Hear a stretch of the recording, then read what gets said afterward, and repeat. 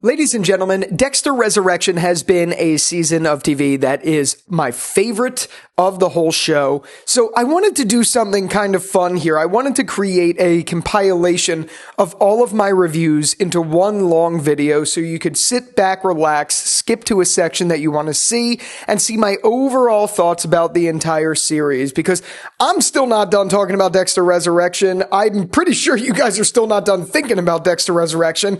We got so much more in the pipeline, but I thought this would be fun to just put on the channel, a compilation of all of them. So we're going to start with episode 1 and go all the way through to episode 10. And feel free to hang out, kick back, and enjoy. Let's go. Ladies and gentlemen, I just finished watching Dexter Resurrection episodes 1 and 2. Thank God they both came out together because, frankly, episode 2 wasn't one that I have a lot to talk about. It was a great episode, but I feel like it's better to just pair these together because they kind of feel like a continuation of one another. So with that out of the way, let's talk all about these episodes because I definitely have a lot of opinions. I have a lot of pros, I have a lot of cons, and I know the consensus online is that this was overall really good. And to be honest, before I get into really anything, and I have a whole list of things here on my phone as to how I felt about these two episodes, I do want to say I really did genuinely enjoy this. There were some problems, but there's problems in every show. There's problems with everything in life. So you know what? If there's pros and cons, blah, blah, blah, I honestly think this was way better than the cons. The pros just outshined it. But you know what? I think I'm going to start with the cons and then kind of like intertwine them later as we go, just so we can nip them in the butt. So this show obviously had a pretty high expectation for Dexter fans. It had to answer a lot of the questions that fans did not like about Dexter New Blood. And frankly, I don't really think they did a stellar job about answering those questions in a way that felt, one, believable, and two, satisfying. As a matter of fact, I think what they did to Angela's character to get to the conclusions that they did was kind of insulting to Angela's character, so that was something that I certainly wasn't a fan of. And then, honestly, they did the same sort of thing that they did with Dexter New Blood, where there was a lot of conveniences and contrived plot points just to get Dexter in a place. I don't personally appreciate that, and it did bother me.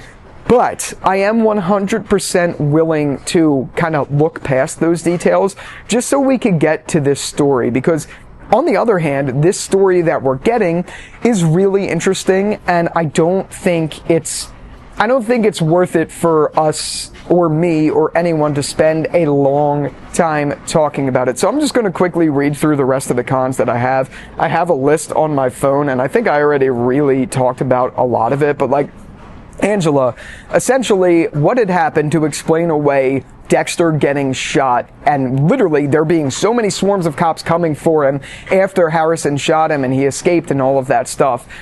Angela apparently randomly decided to backtrack and basically let Dexter know. She wrote him like a letter after she skipped town basically saying we're even, but she randomly decided to just let Dexter get away with this after Dexter had in cold blood murdered Angela's partner, and after she found out that Dexter was the Bay Harbor butcher and was adamantly against it to the point where she arrested him and called Batista.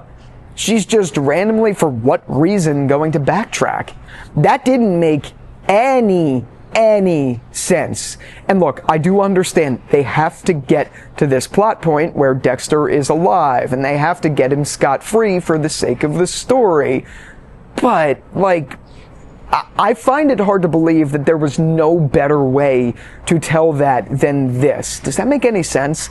Again, like I said in the beginning, I'm not going to stick to this and make this like some big talking point because honestly, I understand they needed to just get Dexter alive and fix that situation, so they kind of wrote this quickly to get rid of it. But it's very hard to overlook that because a lot of people were really interested to see how they were going to get him out of this creatively, and I feel like they kind of took a lazy approach in doing that.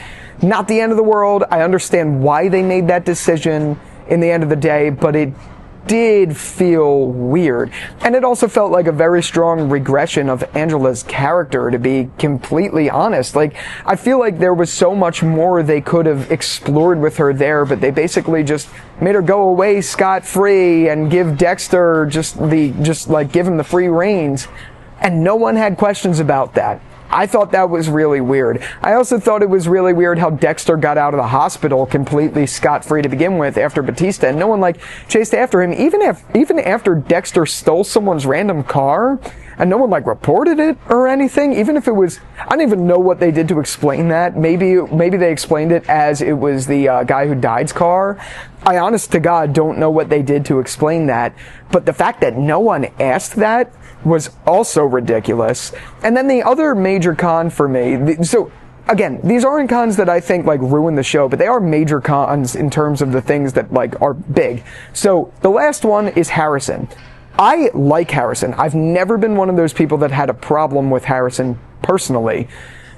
But I have a very hard time believing that he was able to get away with murder working in this hotel with security footage, and just miraculously he got off by not being caught on any cameras. Yes, he works at the hotel, so yeah, in theory, he knows where the cameras are and stuff like that, but there's just no way in a New York City hotel as well known as the one that he's in would have let that slide, or even give him accesses to the kitchen, the supply closets, and all of that stuff. Usually, if you work at a job, you have accesses to certain things. You don't have the keys to the kingdom, especially if you're in a role at a job just like Harrison is. That made no sense to me. It made no sense how he could get in the people's room like that. I mean, okay, yes, I get they have a master key, but how he could get in the room, murder someone in the room, clean it up by going in the janitor closet, then go in the kitchen after hours with no one noticing him, even though he did have him on a bellhop thing or whatever the hell it was called. I just have a hard time believing that. I don't think that makes any sense. And then to butcher someone without anyone by chance accidentally coming in, whether it's security, whether it's just an employee who wanted to take a vape break and just go into a room they know didn't exist. You're telling me that he got away with that with no consequences? That made no sense to me. It really genuinely did, and it took me out of the story. I feel like that is going to be a problem with this season going forward, because you're in New York City. You can't really dispose of people that easily, and it's very hard to do things quietly and sneakily here. And I'm sure it happens, but I feel like everything is just out in the open, and there's tight corners everywhere in New York City. It's not as easy to get away with things as it would be in something like Iron Lake. So those are my three big cons. But that's really it, and like I've said repeatedly at this point, those cons are outweighed by the pros, because I genuinely really liked what they did. Frankly, let's start with the easiest one.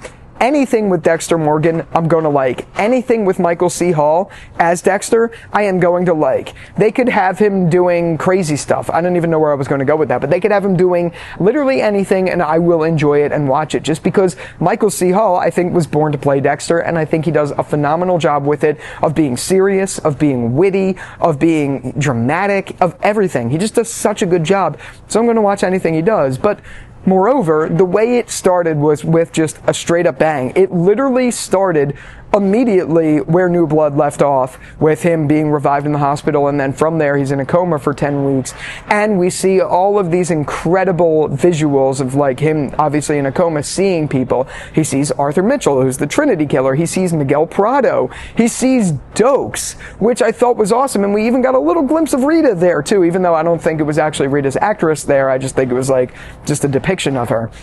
But I liked all of what we got. We even got Harry and young Dexter and even young Brian.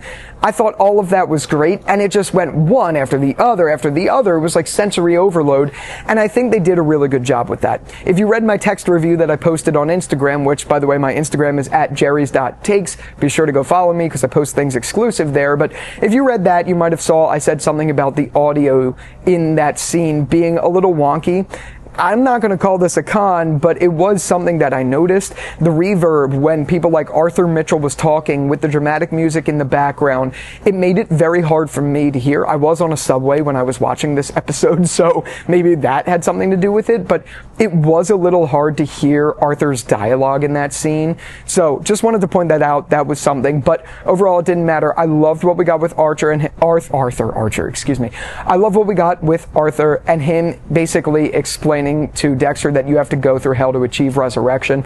I thought that was all really interesting, and then Miguel obviously showing Dexter all of the people that have died around him, I thought was great, and it was great to see him back.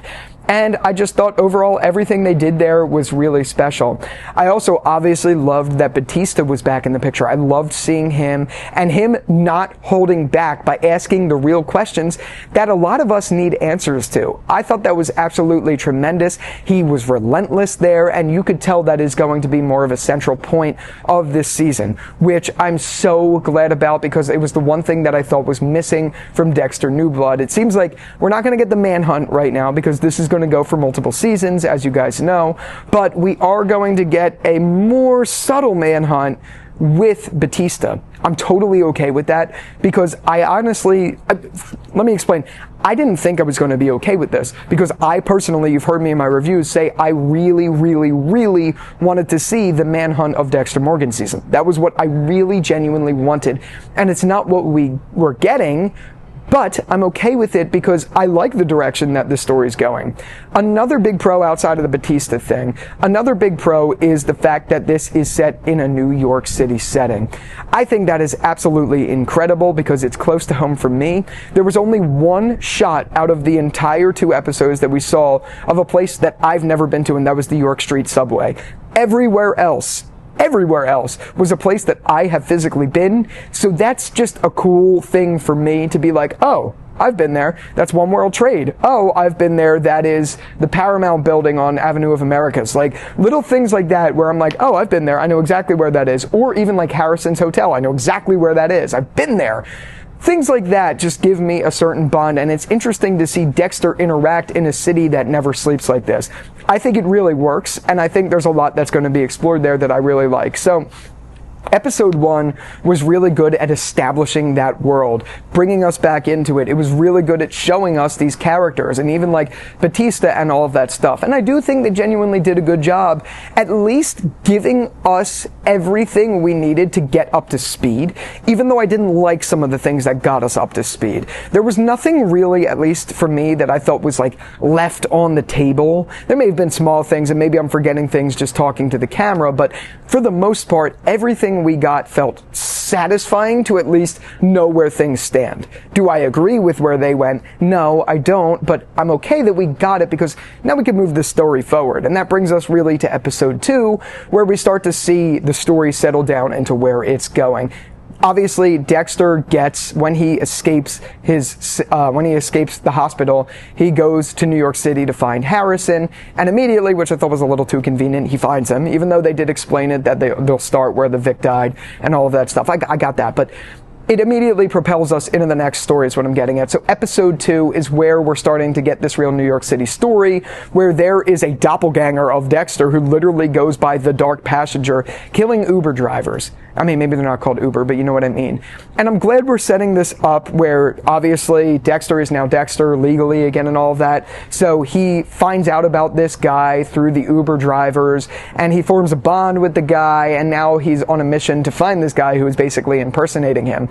And I like that that is going to tie into Uma Thurman and that whole story, and I think that is a really exciting thing to set up. The one thing I forgot to mention that I think is really great, it's a strong pro to me, is the fact that they're making it realistic that Dexter was actually shot and not shying away from from showing us the recovery. Like, most shows do like a speedy recovery where it's like they get shot in one episode and the next episode they're totally fine, which is absolute bullshit. But they didn't hold back at all in this episode. They made it extremely believable that he's wounded and is genuinely recovering still from his gunshot injury, even though that was, at this point in the story, I think 10 weeks ago now, 11 weeks to be probably exact. I'm glad they're showing that and showing that it's not like an instantaneous thing where he's just okay. So I think they're doing a lot of good there. And I'm really, really, really excited to see where this goes.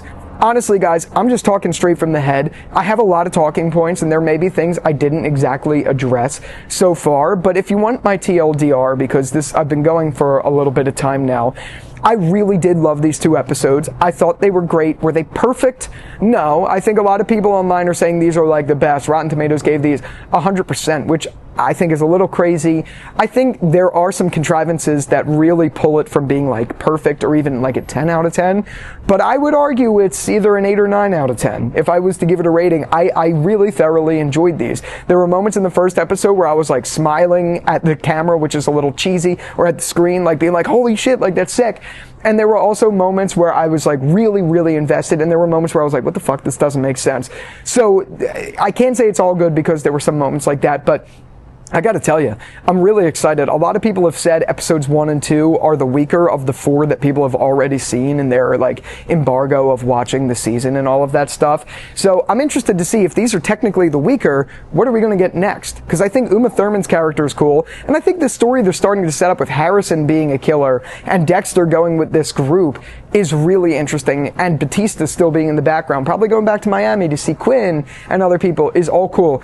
It's putting a lot on the table that I know we're actually going to get because Clyde Phillips always delivers. By the way, one last thing that I really liked is they brought back the New Blood intro and outro sequences with the original music. I think it works so well, and I love those title sequences in the beginning and then at the end when they play the New Blood theme, or when they play the Blood theme, and it's like those shots that are like almost like comic booky. I love it, and I really like that stylistic choice. Ladies and gentlemen, I just finished watching Dexter Resurrection episode 3. And for those of you out there who say, all I am is a hate channel, guess what? This was one of the best episodes of Dexter that I've seen in a long time. I absolutely loved this episode in every single way. I don't really think, okay, there was like one element there that I didn't like, so I'll get the one thing I didn't like out of the way. I'll get it out of the way right now. At the very end of the episode, Dexter gets invited. Well, he doesn't get invited. The dark passenger gets invited to this meeting of the billionaires, which is an interesting twist where this billionaire guy is recruiting killers who are like-minded and giving them a cash incentive of $100,000. That's really interesting. But so Dexter doesn't get invited. The guy who is playing the dark passenger, this guy who got killed in the episode, he was actually invited, given $100,000, and Dexter read all of this after he killed him. But then Dexter doesn't read at the very bottom that a thumbprint is needed in order to get in. So even though he read this after he had already put the knife in him, he didn't like chop him up or anything. He reads this, then he chops him up, then he puts him in a furnace, then out of nowhere he reads it again and is like, oh shit. I don't believe that. Like, that doesn't make any sense at all. Whatever. Anyway, if that's the smallest detail, so be it. This episode was truly fantastic. Both the A plot and the B plot. The A plot followed Dexter doing his Uber driving, realizing he has a low rating, so he has to work with his friend, who he's now renting an apartment from, to like help him get his rating up, all the while he is doing this so that he could chase down the dark passenger, this guy. I don't remember his name, Rodney or whatever. His name is Rodney Smith or whatever.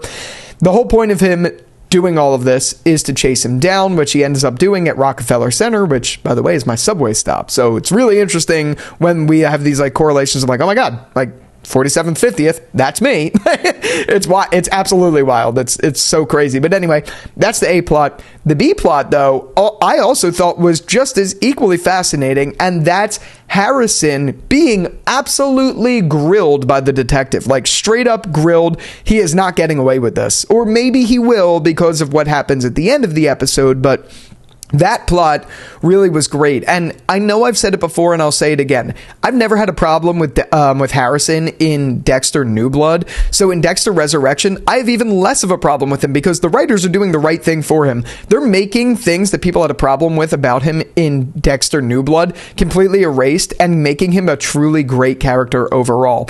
I actually think that's probably the biggest strong suit of this episode is how much I'm really liking Harrison. And I really am enjoying and invested in his story.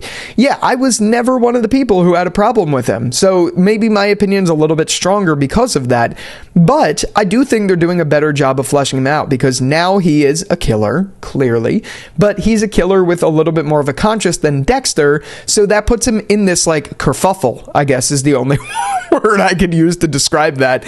And I think it's just executed, for lack of a better killer word, really, really, really well. Because they're showing that he's flawed. They're showing that he made some mistakes along the way, in a sense, to get caught. But I also like the twist at the end where he kind of, like, goes along with them and lets him think that he's guilty, but really he was just kind of using what he was saying as a ploy to them believe that, like, to pull at their heartstrings, to make them believe that he really is homeless and he just wanted to keep that covered up.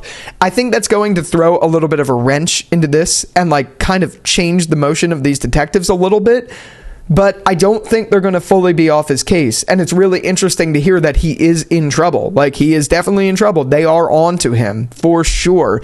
And I'm really curious to see where that goes with Dexter and with his arc with Harrison in the future.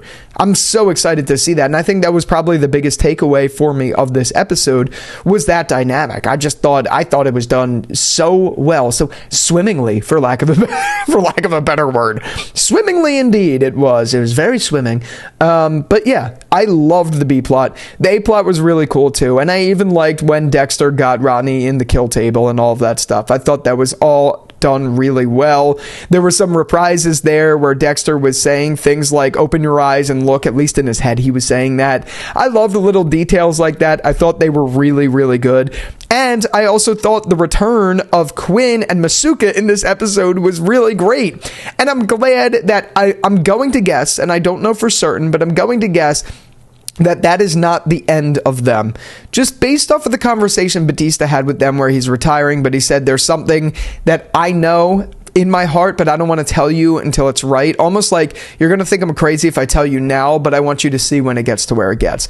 So to me, that means they're going to be in the story a little bit more. Essentially what I think is going to happen, which I know because I saw the trailer for episode 4, is that obviously, Batista is going to go back to New York now that he has this information about Dexter's car, and he's going to find Harrison and talk to him a little bit. I think that's where we're going with this, and he's going to be really on the hunt for him, and I think Miami will still play a bit of a role there, like Miami Homicide. So I think Quinn and Masuka will be in the picture later, but seeing them even for a brief moment was great. Desmond Harrington and Masuka's actor did such a phenomenal job returning to form after years. I mean, it's been 12 years since they played these characters, so them to just fall in so naturally was really, really great to see, and it was just obviously great to see them back again. Unlike New Blood, this really feels like Dexter.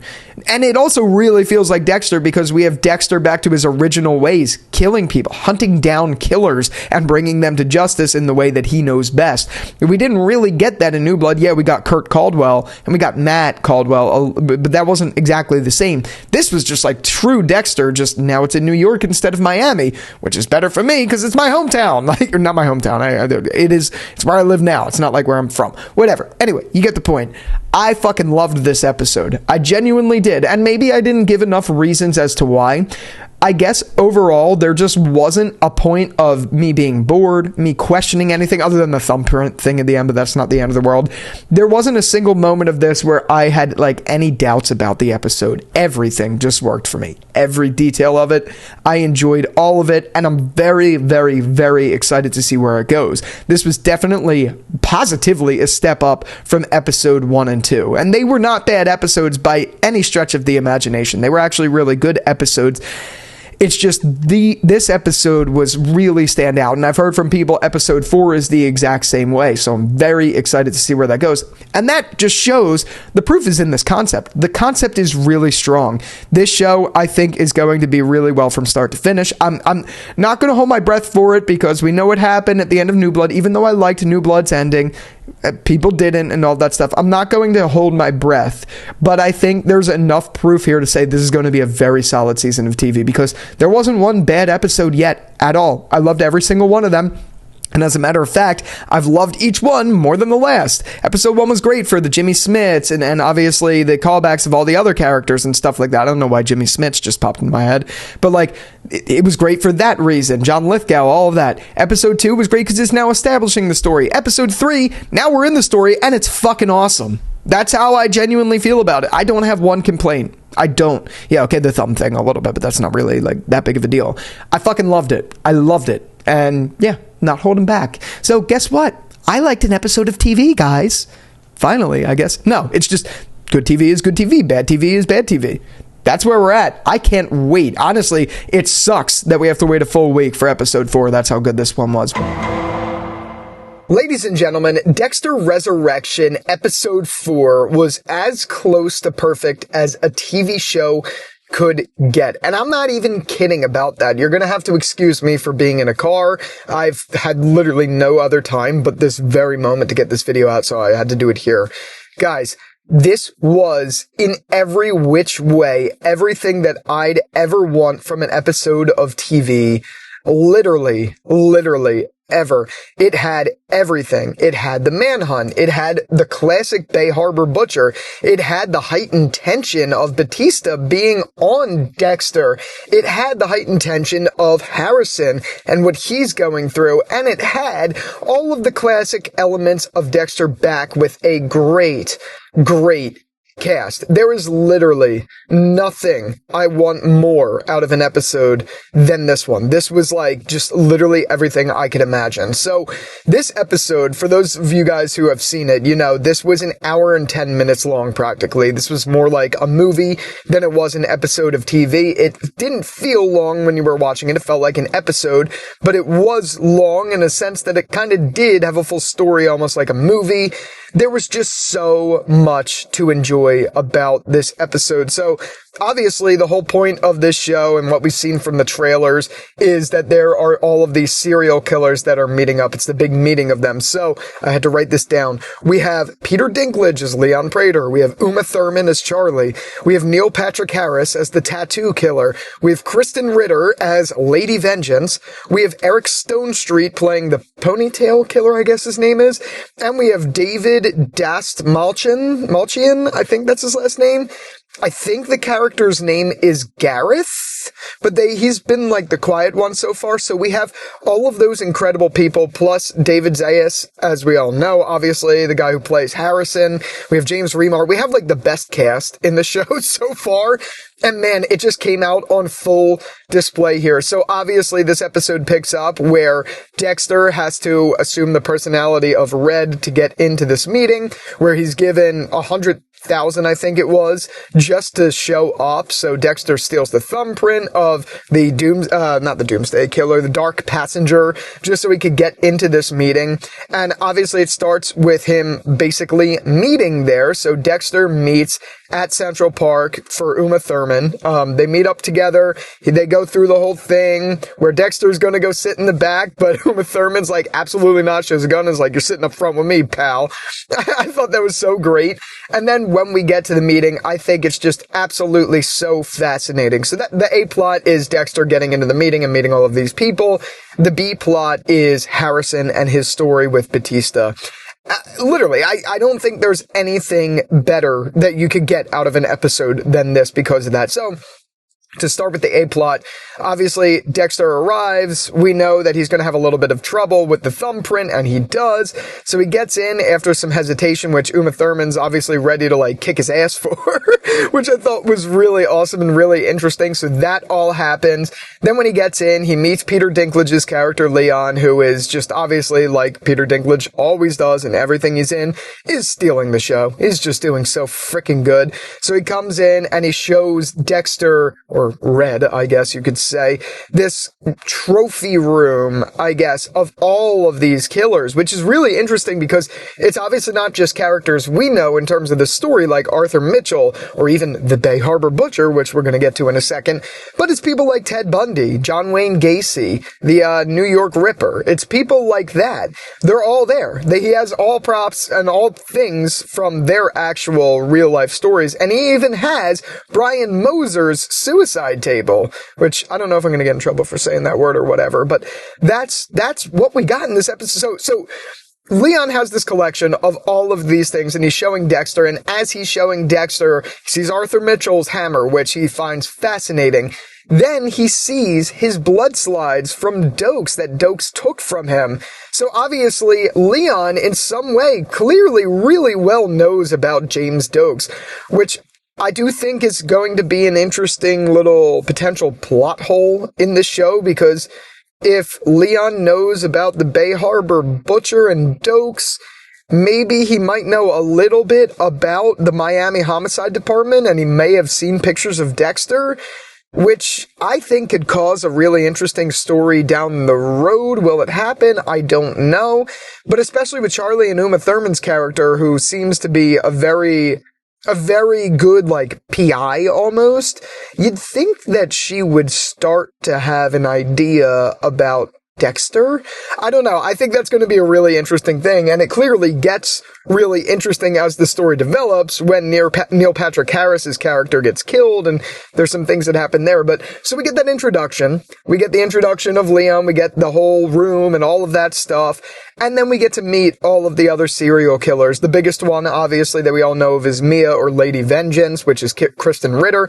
I've always been a big Kristen Ritter fan, and I like, I'm not one of those people who, likes to ship, love stories or whatever in terms of these shows, but I like the direction they're going in with. Obviously, it looks like Mia is going to potentially be a love interest for Dexter.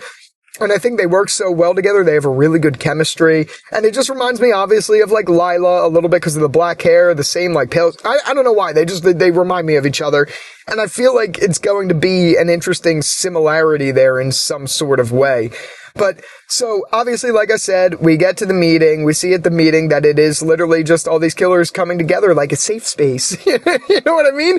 And I thought it was really interesting how we have Eric Stonestreet's character, who I guess is the ponytail killer, coming in and being, really friendly with everyone, hugging everyone, these are all, work associates, like when you go into a corporate office and you see your coworkers and it's like, yo, what's up? That's what it felt like, which I thought was really interesting to begin with. But I'm actually, I think, the most interested in his character because he's a family man. He seems really nice, at least right now, in terms of the way they're showing him. So I'm interested to see how that one's going to play out. But obviously the biggest takeaway out of that group in this episode was the tattoo killer, who was Neil Patrick Harris, who I love from Harold and Kumar, which I love Neil Patrick for that, and obviously How I Met Your Mother and stuff. So seeing him in a role like this was really interesting, and he had a really good, strong presence where he's like, tonight's the night, baby. I loved that. I love that whole thing with him. And obviously, the whole thing with Harrison, or Harry, I should say, being the angel devil on Dexter's shoulder the whole time, being you need to kill him before he does something. But Dexter's obviously hesitant because he knows now that there's strings attached. So if he does something to Neil Patrick Harrison's character, and Neil Patrick Harris, not Harrison, Jesus. There's a lot of Harrys, Harrisons, Harry, whatever. Anyway, he knows if he does something to him that it may come back and bite him later, but he still does it anyway. Oh man, that was so good. So I guess I'm just going to stick to the A-plot for now. So we have the meeting. It's really interesting. Obviously, Leon Prater steals the show. Peter Dinklage, he's incredible. But Lady Vengeance is great too. Neil Patrick Harris is great too. Stonestreet's great too. David's great too. They're all so freaking good. So that all happens, and then obviously we follow Dexter going through to actually kill the tattoo killer, because he displayed in the meeting that he was eyeing up this victim that was in New York City getting a tattoo of a dog. And so we see Dexter follow him and eventually get the tattoo killer by killing him in the tattoo parlor, which is another little bit of a plot hole in terms of this story, because while it was absolutely epic that we got to see that, and we got to see Dexter finally really being the Bay Harbor Butcher by using the blood slides again and all of that, a really important detail that I think is going to play a role into this season, it may not, but I don't know, is the fact that Dexter kills the tattoo killer in the tattoo parlor, breaks a piece of art off the wall that the workers are going to be like, what happened to that piece? And then uses his old way. I think that's going to come back to bite him because he took that piece of art off the wall and someone's going to be questioning something. There's also CCTV cameras everywhere. I feel like that has to play a role somewhere in this season. Somewhere. You can't just go ahead and do what Dexter did out in public and then break into a tattoo parlor and not have that come up. I hope. But also they may not, because they do contrivances like that here and there. But anyway, he takes him into the tattoo parlor, he kills him, but he does the whole ritual thing that he used to do, which is great because we're finally getting the Bay Harbor Butcher again, which is another thing that I absolutely loved, and I loved in this episode, that at the end when he's talking to Neil Patrick Harrison, he's like, I am not Red, I am Dexter Morgan. He's like, who's Dexter Morgan? He's like, I'm the Bay Harbor Butcher, and then Neil Patrick Harrison's like, whoa, whoa, whoa, and then like, obviously he's shocked and all of that stuff. I loved that. That was a scene where I was just like freaking out. I was like, that's sick. I thought that was really great. Yes, I'm glazing over this episode for sure, but it really was that good. We didn't even get to the freaking B plot yet. My God, there was just so much, including the freaking cliffhanger. So that was the whole A plot. He does the kill. He burns him in the furnace, all of that stuff. Now he has the whole problem of what happens when Leon obviously knows that the tattoo killer is never coming back because he's dead. How is that going to affect everything? Because you have to think Leon, for being as sophisticated as he is, doesn't expect the new guy to be, involved in this. The whole other thing with the A-plot that I liked a lot was Lady Vengeance. Obviously, we saw them going for a jog together in Central Park, building their chemistry. Then they go back to the apartment, clearly to bang, but then Dexter backs off last minute despite really wanting to because Harry's in his ear telling him not to do it. I thought that was a great scene. The only other thing I thought was like that Airbnb that she got just to come visit must have been so damn expensive. An apartment in New York City alone, if you're looking at a 1-bedroom, but that was like a flat, like that was like a big lofty apartment. One of those just to rent is like anywhere, probably where that was, probably like $6,000 a month. So I'd imagine that Airbnb is probably like double that because, Airbnb people like to charge through the wazoo. So like, how does she have all of this money? Well, actually, I guess that makes sense because, never mind. Leon pays them. Whatever. Okay. Makes sense. That makes sense. Never mind. But I did think that was interesting. I was like, that's like, you're like living in a mansion as an Airbnb. Whatever. Anyway. So that all happened. I liked that chemistry and I like where that's going to go because Lady Vengeance is now going to be like pursuing Dexter more. She was clearly disappointed that he left when she left the shower door open so they could shower together.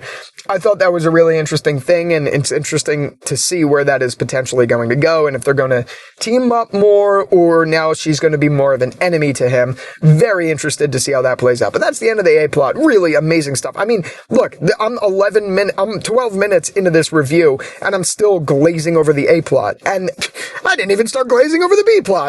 That's what I think is crazy about this. The B plot was just as good because obviously we had Batista come back to New York City. He tracks down Harrison through the car that belonged to Jim Lindsay. So he goes to the Empire Hotel and he meets up with Harrison. It's a really cool little reunion, even though obviously we never really saw them too much in the original series. Having that familiarity and being like, I knew you when you were a baby, I got you that train set, blah, blah, blah. All that stuff was really nice. Him talking about Jamie was really cool. So those callbacks are great. They just genuinely are. So obviously Harrison's like putting on a little bit of a show for Batista saying, I don't know what you're talking about, blah, blah, blah. They have that little meeting. Harrison goes away, but then Harrison's like lady, I forget her name. She goes up to Batista and is like, hey, if you're on Harrison for the murder, like he didn't do anything, which obviously raises Batista's flag. So now he's on to Harrison, which is incredible. So then we get another shot or another scene of Batista then later grilling Harrison for the murder of this guy in the Empire Hotel. And he's like, you're going down a dark path. Like, this is definitely, I know this was you, all of that stuff, which I find fascinating. Then we cut to the New York people, the New York homicide team, and Batista goes there to be like, oh, they're definitely related. This is definitely like the Miami homicide Bay Harbor Butcher case. So now Batista's in with the New York people. Man, this is just interesting because we're getting a different side of Batista, and I'm really curious and scared for Batista's character now because obviously this is going to put Batista on the chopping block with Harrison. I don't even know if it's as much going to put him on the chopping block with Dexter as it is with Harrison, because now Harrison has a reason to really go after Batista. Obviously, we see later in the episode he starts to gain a guilty conscience, and then he tries to turn himself in, and that leads to the big-ass cliffhanger at the end of the episode, which is Dexter stops Harrison from turning himself in, and that's the big cliffhanger of the episode, which was crazy. I was flipping out at the end. I thought that was great. Like, obviously not as monumental as something like Rick and Michonne meeting up in The Ones Who Live, but it kind of did feel that way, and the build up to it was really intense, and it was just great to see.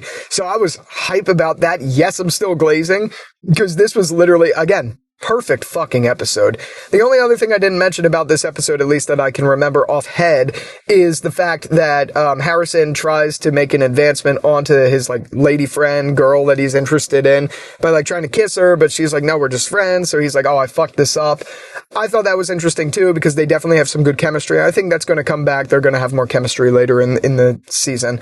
But man, just on all fronts, I don't have a single complaint. Yeah, there's two little plot holes, but I think those are plot holes that can eventually be developed later on in terms of the story. Like, I think we're going to see a little bit more with Dexter stealing the blood slide by taking the art, and I think we're going to see a little bit more with maybe Leon coming on to actual Dexter Morgan and stuff like that.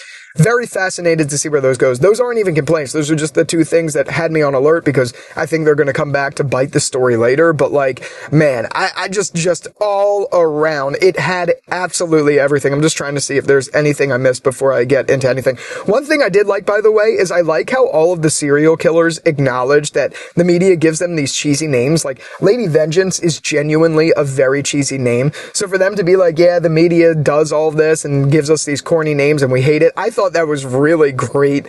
Just genuinely, I thought it was great. I guess the only other little negative, but this isn't a negative of the episode, is I'm starting to really get sick of when they flip to the homicide lady. It's always her listening to Staying Alive, and they do that needle drop where it's like you hear what she's hearing and they play the song. It's like, dude, enough with the Bee Gees. I like the Bee Gees, but like, stop playing the same song over and over. We get it. You paid for the rights to that song. Okay, and you're going to use them.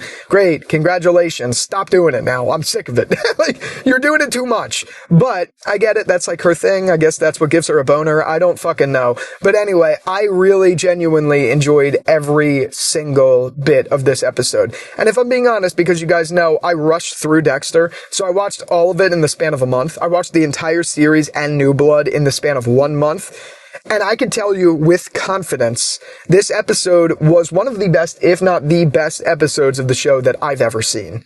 This was up there with, for me, this was up there with the Hello, Dexter Morgan episode in season 4. This was up there with some of the stuff in season 2. This was, I genuinely think, if not it's in the top 3 best episodes of Dexter of all time. This just had everything. Maybe there will be better ones later, I don't know. But off head, right now, acting just purely off the emotion of watching this episode, it doesn't get better than this. This was a perfect episode of TV. It genuinely was. And while I'm at it, this is how you do a fucking spin-off show. This is how you do it. Obviously, it's different from something like The Walking Dead, where it's harder to get Andrew Lincoln for that show, so it's harder to, like, do these big things. A big thing here, obviously, is you have Michael C. Hall back in the story. That's very important.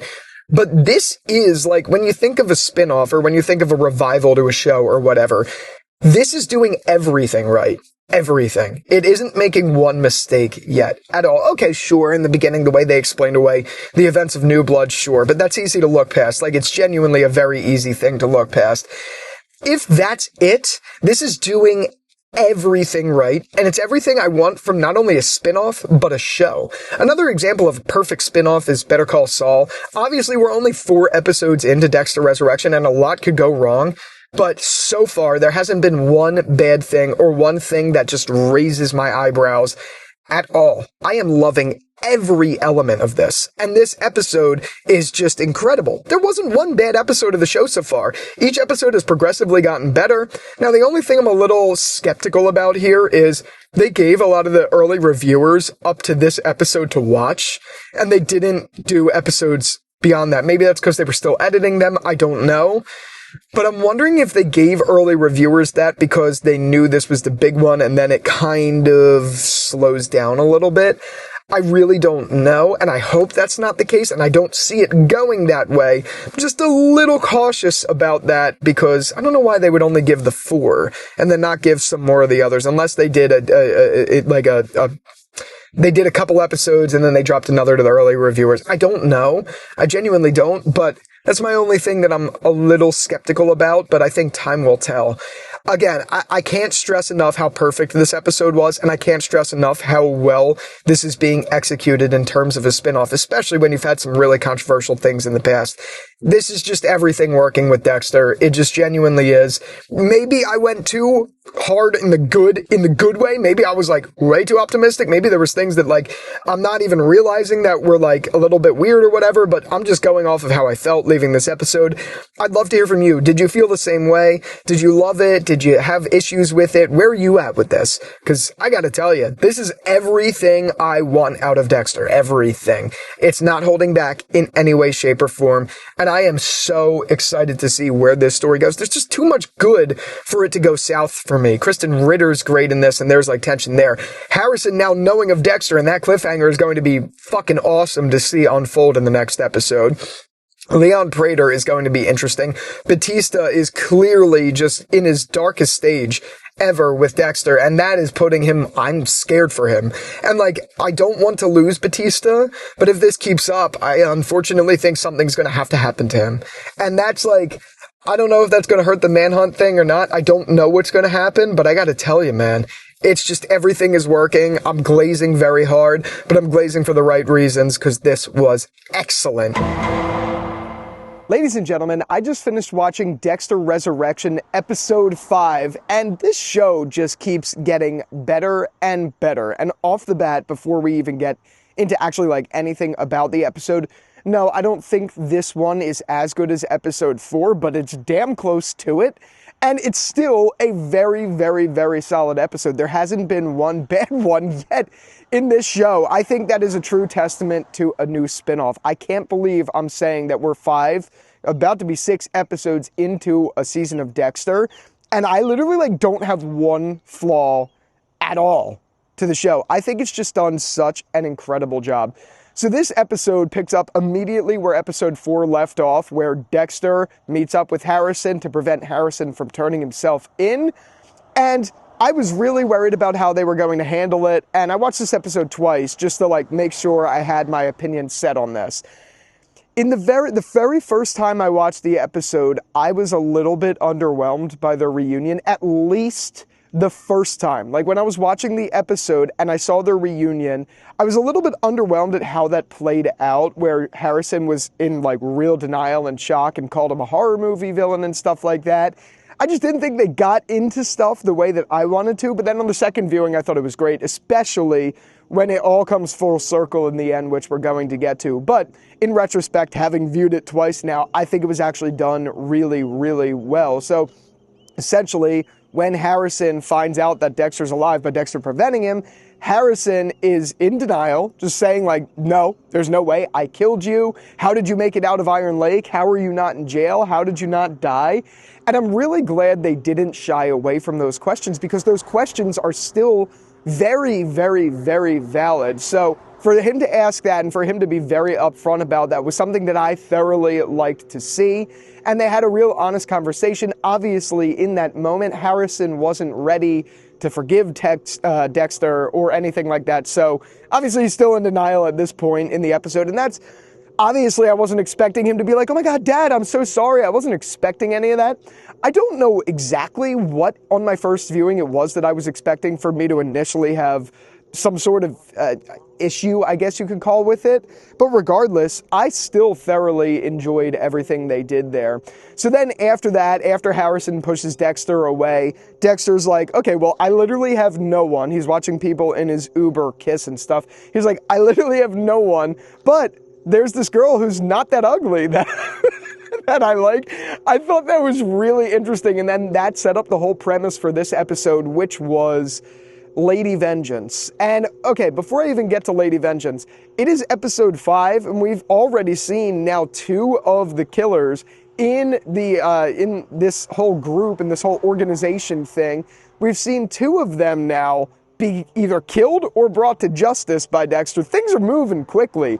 Like, and I think that's the one thing I like the most about this season of Dexter is nothing at the moment, nothing at all feels like it's moving too quickly and unbelievable. It feels like the pace is just on fire and they're not leaving anything on the table. So I really like that. And this episode obviously follows suit, and it follows suit really, really well with the whole story of Lady Vengeance, where Dexter obviously thinks this is going to be a great pairing because Dexter, well, obviously he's hiding about the fact that he's Dexter Morgan, the Bay Harbor Butcher, and he's going under the name and alias of Red. But regardless of that, he's into this girl who, in his mind, has a code just like him. Kind of like Lumen, a little bit like Lila, somewhere in there. And he thinks this is like the first person he could like really open up to about all of this, given she literally has a code like him.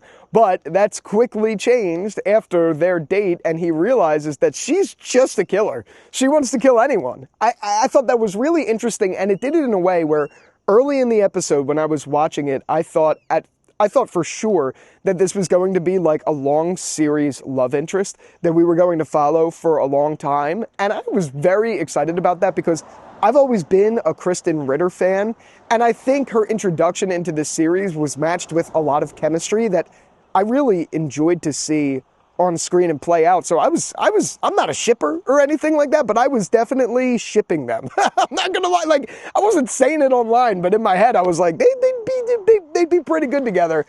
I agree with Dexter too. She's not bad looking. My girlfriend's gonna kill me if she sees that. Whatever. Okay, that's a little bit of a joke. The point I'm making at large is they worked well together.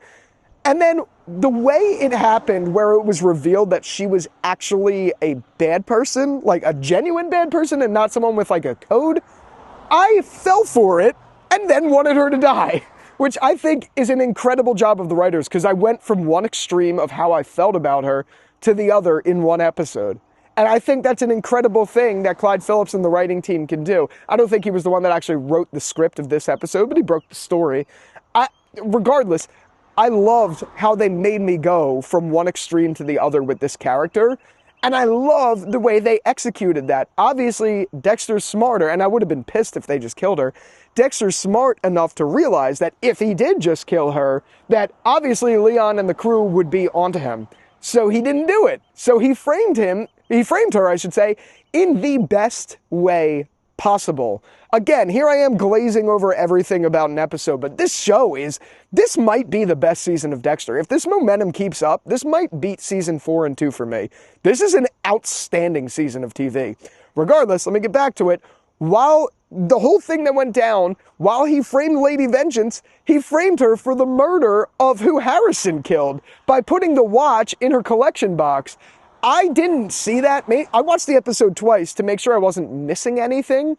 And maybe it was like for a split second that he said something about it. But when it was revealed that the watch was in the box of whatever you call it, collective items, or I don't know what you call it, like trophies. That's the word, trophies.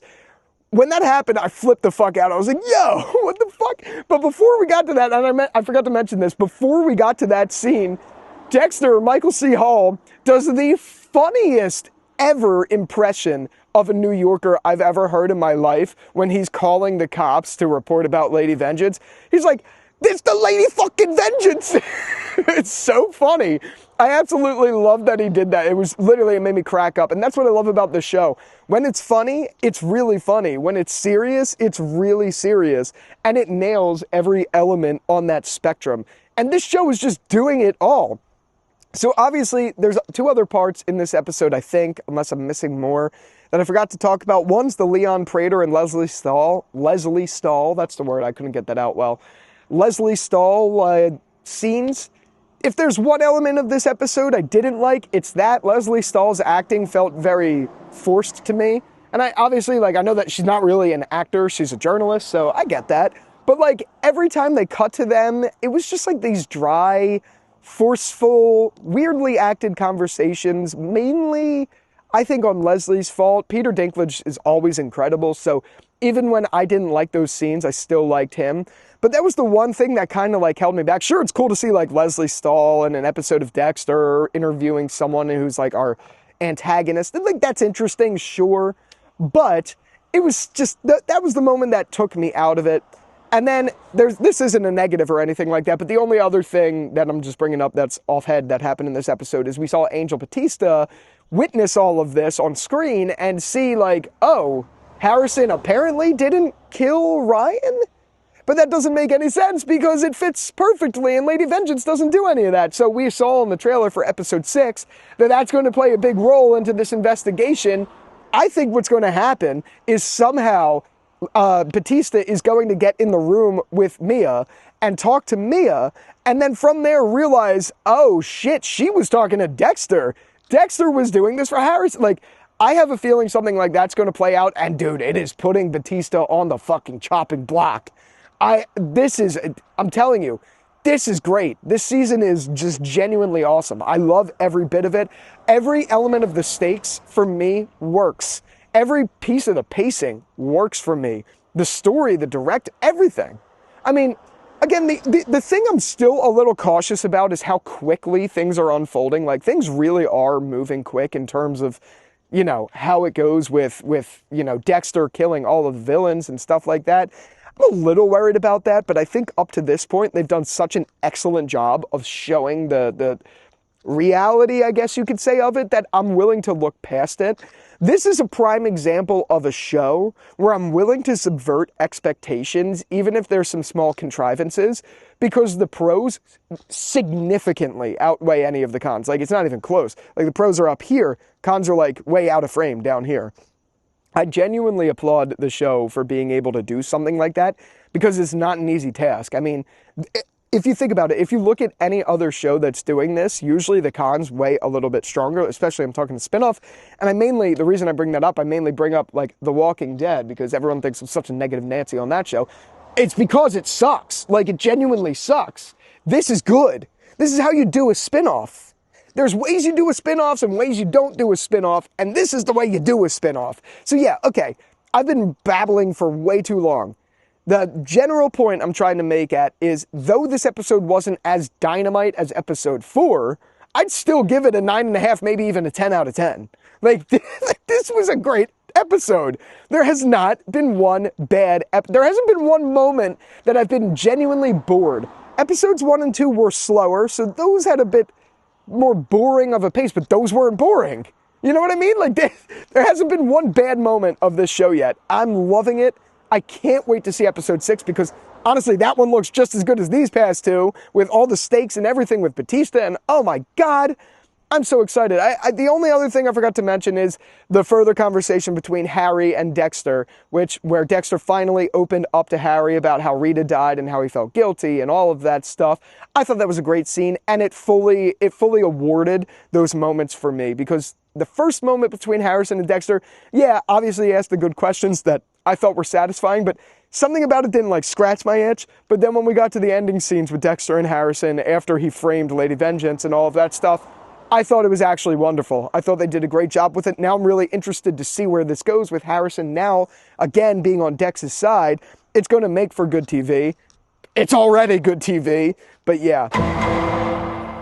Ladies and gentlemen, I just finished watching Dexter Resurrection, episode 6. I can't believe we are already on episode 6. This show is just flying by, and this is striking yet again. We are 6 episodes in. There hasn't been one bad episode, and this one just continues that trend. As a matter of fact, everything about this episode, yet again, I genuinely liked, and there were some really big twists in it, especially at the end with the Gemini killer, which I thought was absolutely insane. So I wanted to make sure this video came out.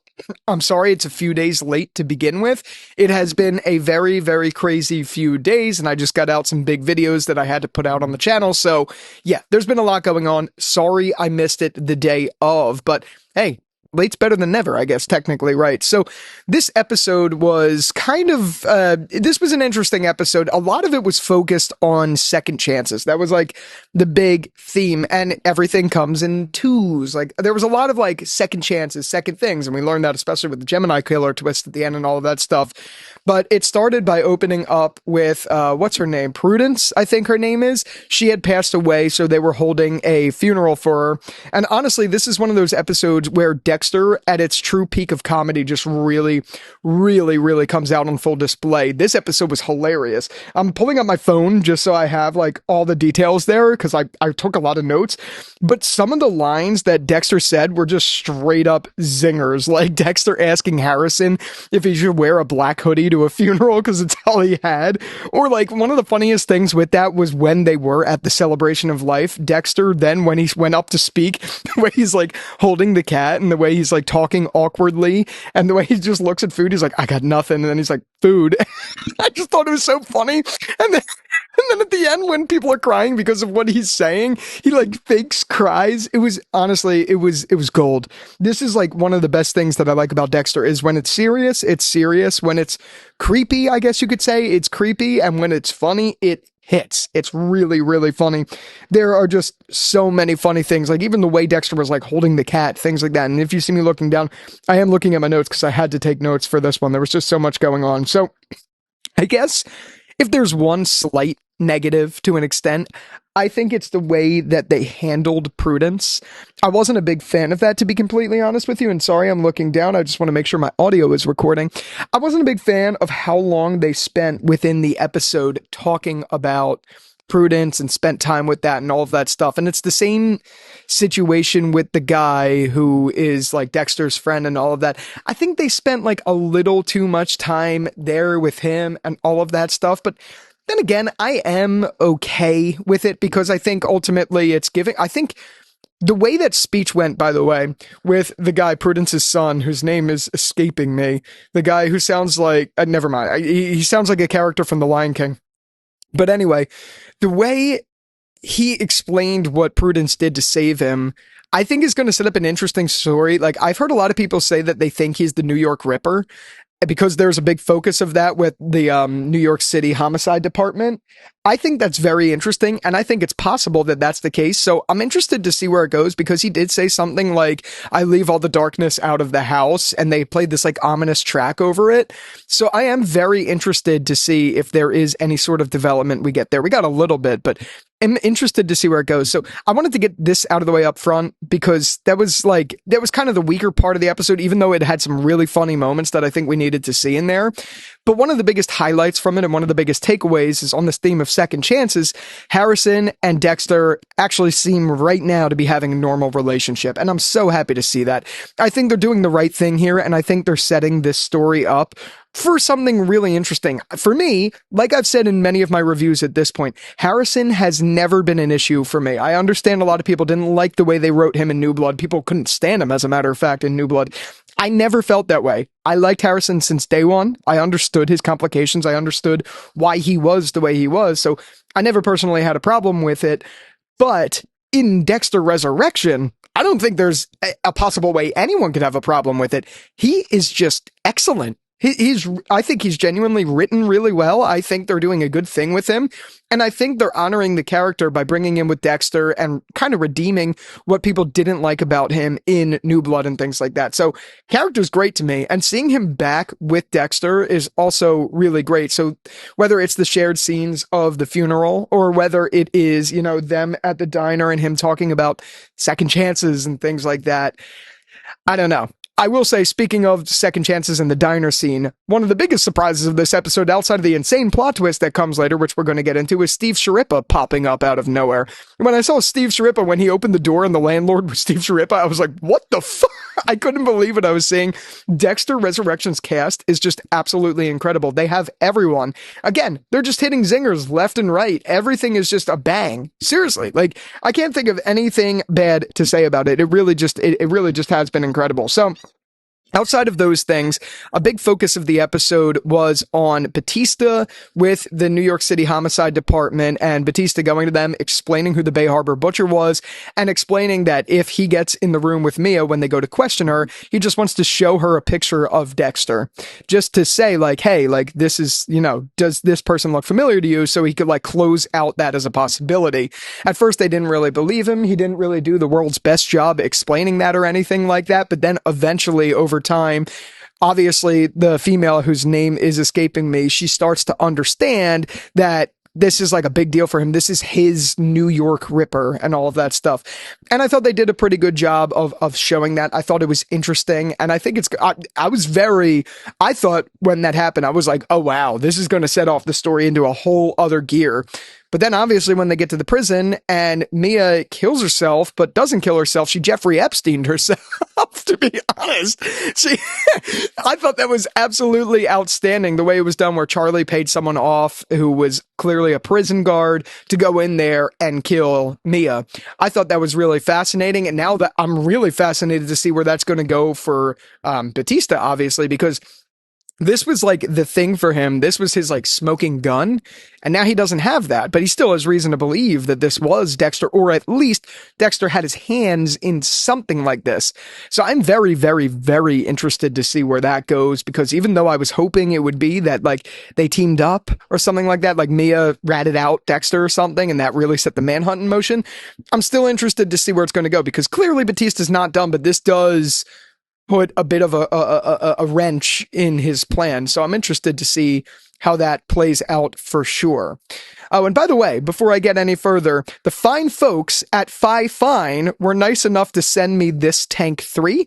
This is not a sponsored video or anything. They didn't ask for any notes or anything like that. But they just wanted me to point this out, that this is a really great microphone. This thing is, there's always deals on it on Amazon, so I'm going to put the link to it in the description, but this thing is under $100, and listen to the audio quality. I've been recording on it the whole time. Thank you again, Fine, for sending me this. I'm going to put the link to it down in the description, but be sure to check one of these out. It's great. Again, they didn't ask me to say anything. I just remembered that I'm using this. Anyway, so there's that. But so outside of the Batista stuff, I am really interested to see where that goes and all of that. But the other big reveal, the crazy reveal, is one of the other plots of this scene, or of this episode, was Dexter chasing down the Gemini killer. We finally learned more about him, and we learned that he is a very egoistic guy who thinks he's some, like, big shot celebrity and is using his notoriety, like, the notoriety is getting to his head, and he's a big fan of that. I thought that was such an interesting angle, and I think it's going to be an even more interesting angle to continue to explore down the road. Because as you know, obviously, Dex kills one of the two Gemini killers, which was such a big reveal. It wasn't as big as something like Rita's death in season 4, but this was the first time in a long time on screen when the reveal came that there was a second Gemini killer, where I genuinely, like, I was confused. I was like, what just happened? I was flipping out at the screen. I didn't even know how to process that moment when I watched it. I was like, what, how? I was just as confused as Dexter, and I think they did such a good job with that twist, because it was genuinely confusing until he realized Gemini means twins, basically.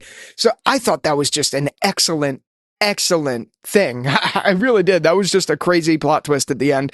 So now he's going to have to deal with that, and that is going to put Dexter in trouble, because I saw the promos for the next episode where Dexter is in him and the ponytail killer, whatever the hell they call him, and the other Gemini killer. They are now going to be out on some Succession-esque mansion somewhere. So that's gonna be some shit for Dexter, for lack of a better word. Man, I just think on all fronts, this was just another excellent episode. This one had twists. Unlike other things, this one had really good, funny moments. This one had serious moments. It had everything. This show is not disappointing. We are 6 episodes in. There hasn't been one bad episode. There hasn't been one even mid-episode. This, to me, was another 10 out of 10. We're 3 in a row for 10 out of 10s. I'm not even kidding. You guys probably think I'm just glazing this show at this point because I've been talking about it so positively. But there's literally, like, nothing to say that's, like, bad about it. There's a couple, like, things that are a little weird. Like I said, they focused on Prudence a little too much. There is a little bit of a pacing issue with how quickly Dexter's killing all of these people. But again, there's never been a moment when that happened where I felt like out of the moment, or I felt like it was immersion breaking. Yeah, it's a little fast, but that's not the end of the world. If it was the end of the world, I would have talked about it. You know what I mean? So that's one thing that I have my eyebrow up for, but again, it's nothing that is really going to, I don't think there's any concern at the moment. But if that's it, man, this could very well be, I'm not kidding, I think I said it in my last review, this could very well be the best season of Dexter. I know that may be outlandish to some, but if this pace continues up until episode 10, this beats season 4 for me. It's beat season 2 for me. It's already beat season 2 for me, I'm not gonna lie, and I loved season 2. But I'm just being real. These past 6 episodes are exactly what I want out of Dexter, and they're actually delivering, and I'm so happy they're finally doing that, because this opens up a whole other topic, and it's something that I do want to say for a separate video, but just this is a preface for it, so be subscribed to the channel if you aren't already, because it's going to be coming soon. I want to make a video talking about the idea of a spin-off show or a reunion show, and if it's done right, it doesn't feel like a spin-off. It doesn't feel like a reunion. It just feels canon. You know what I mean? The Walking Dead's never done that. This is the closest thing I've ever seen to that, genuinely, outside of Better Call Saul, but that's kind of a whole other thing. The point I guess I'm making is this feels deserved. This feels warranted, and it feels like something I want to continue to invest in and watch. Ladies and gentlemen, I just finished watching Dexter Resurrection episode 7, and, I have to say, before the season came out, I was skeptical. I was like, there's no way this is going to be that good. It's probably going to be like New Blood or something like that, but this series is continuing to amaze me episode by episode. This is episode 7. This is another 10 out of 10. This might be the best episode of the show that I've seen so far. And if you see me looking down, I have a list of notes because I had, if you see me in this if you see me in this golf attire, it's been a long day. That's how you know. If you see me in this golf attire, I had to wake up this morning, go to Baltimore or past Baltimore in Maryland. I was at the BMW Championship. You see that? It was really cool and all of that stuff. So I got to watch this episode as a passenger in the car. People in my car thought I was a psychopath because I was just like this looking at the thing. And I watched the episode twice because we had 2 hours and I wanted to make sure I got this review out. So they saw me nerding the hell out for 2 hours. But yeah, that's why I'm in this attire. You'll never see me in a hat again. I just don't like hats. But I had to get this video out tonight, even though I'm honestly delirious. It's been a long day.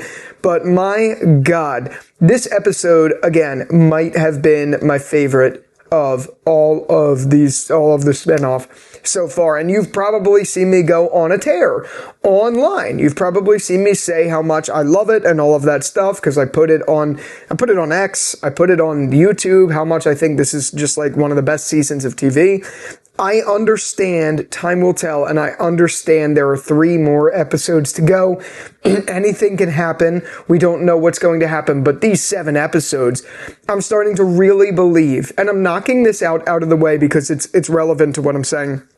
I'm starting to really believe, even if they absolutely butcher these next 3 episodes, I'm kind of okay with it because what we've gotten has been such a treat so far. So to start out, I want to start with the negatives here because even though I think this is a 10 out of 10, someone brought up a really good point in my post earlier today. It's Denise Subtle 2538. I don't know, I'm not sure. They had said this was my least favorite episode of the season. It had excellent moments. Dexter making himself vulnerable to the other serial killers was a high point, if a bit overdramatic, but the killing of the second half of Gemini was not believable. And I just don't buy that the New York cops would give Batica as much access as they do, given that he's now a private citizen. So, okay.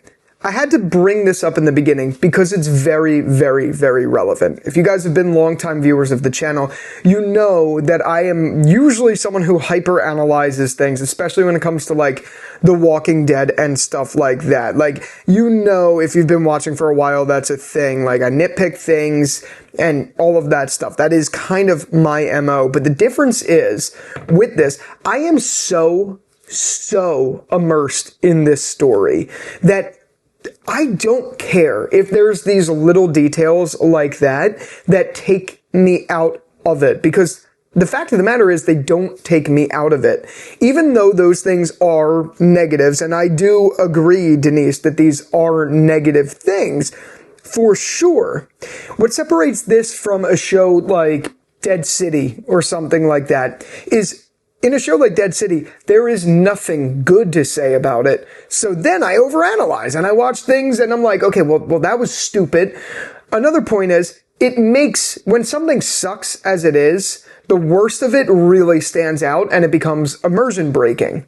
The moments that are negative about Dexter Resurrection are significantly outweighed by the positives, that it doesn't really matter to me. Like, they don't stick out. They're not immersion breaking. They're just there. I know they're there, but I guess the point I'm trying to make is I'm willing to suspend disbelief way more in a show like this that is genuinely quality than I am in a show where it's just pointed out that it's like, that doesn't make any sense. You know what I mean? Even though there are things here, I'm willing to suspend the disbelief because the immersion I'm getting from the story matters way more than if there's like a little detail to me. So Denise, I completely agree with you, and I bring this up because I think it's relevant to the video. I'm 5 minutes into this video and I haven't even talked about this episode yet, but I'm just talking overall because I think it's absolutely relevant. This episode, just to actually get into it, everything really just worked for me here. The acting with Peter Dinklage was really good. Harrison starting to consider taking a role in Law is really interesting. Harry and Dexter's dynamic was really interesting. The big thing that happened in this episode with Dexter killing Gemini 2 was really interesting. There was so much. Oh my God. And then at the end, the Batista conversation was just absolutely heartbreaking. There was the New York Ripper thing, which now I have reason to believe is Trinity Killer's son. There was just so much in this episode, and the fact that I could glaze, I just never thought I'd be able to do all this. I'm just being honest, I never thought I'd be able to do all this, but so obviously this picks up where we see Dexter and them going to some private home in a very Succession-esque helicopter music track and blah, blah, blah. It reminds me of episode 1 of Succession. But when they get there, you see there's like a smorgasbord of food, and then they pan over to the veggies and they look just so boring. And it's so funny to me that Dexter broke out of that just because he's like, I can't look at all this good food and not eat it. So he's like, all this good food is making me think about not being a vegetarian anymore. And Prater's like, have at it. You're at the best place to do so. I thought that was just so funny. He like couldn't resist eating the meat. I thought that was just absolutely hilarious in general. And then another thing that I thought was hilarious was Dexter practicing in the mirror how he's going to act as Red. That was just really good too. I even like that whole dynamic I thought was really interesting. And then I even love in that moment when he's practicing what he's going to say to as Red, Harry talks to him and Dexter accuses him of killing himself because of Dexter. I thought that nuance was just wonderful to see. And I have to remind myself all the time that Harry Morgan is a ghost. I have to remind myself that because James Remar and Michael C. Hall just do such an incredible job with that. I think it's one of the things, maybe this is a reason people didn't like New Blood so much, is that it was missing James Remar. It was missing that dynamic. And it was missing Dexter as the Bay Harbor Butcher for sure. Like those details were missing. But this was just on full display, and it came out so good.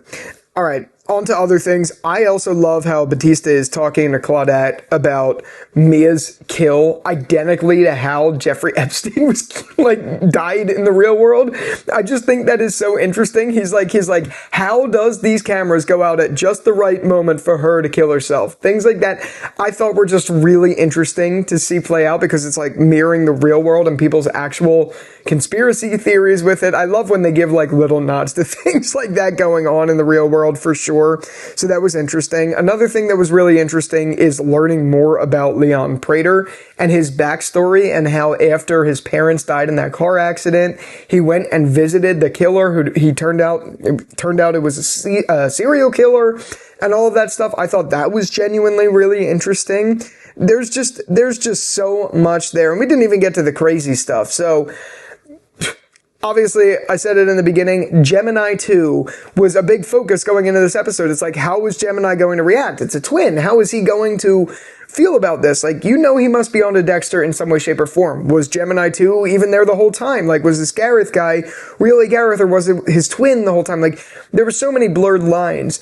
And to some extent, to what Denise in the comments had said, it is true. I mean, objectively speaking, killing Gemini 2 this quickly was kind of a missed opportunity because, one, it's FBI's most wanted, for sure. Like, that's a thing.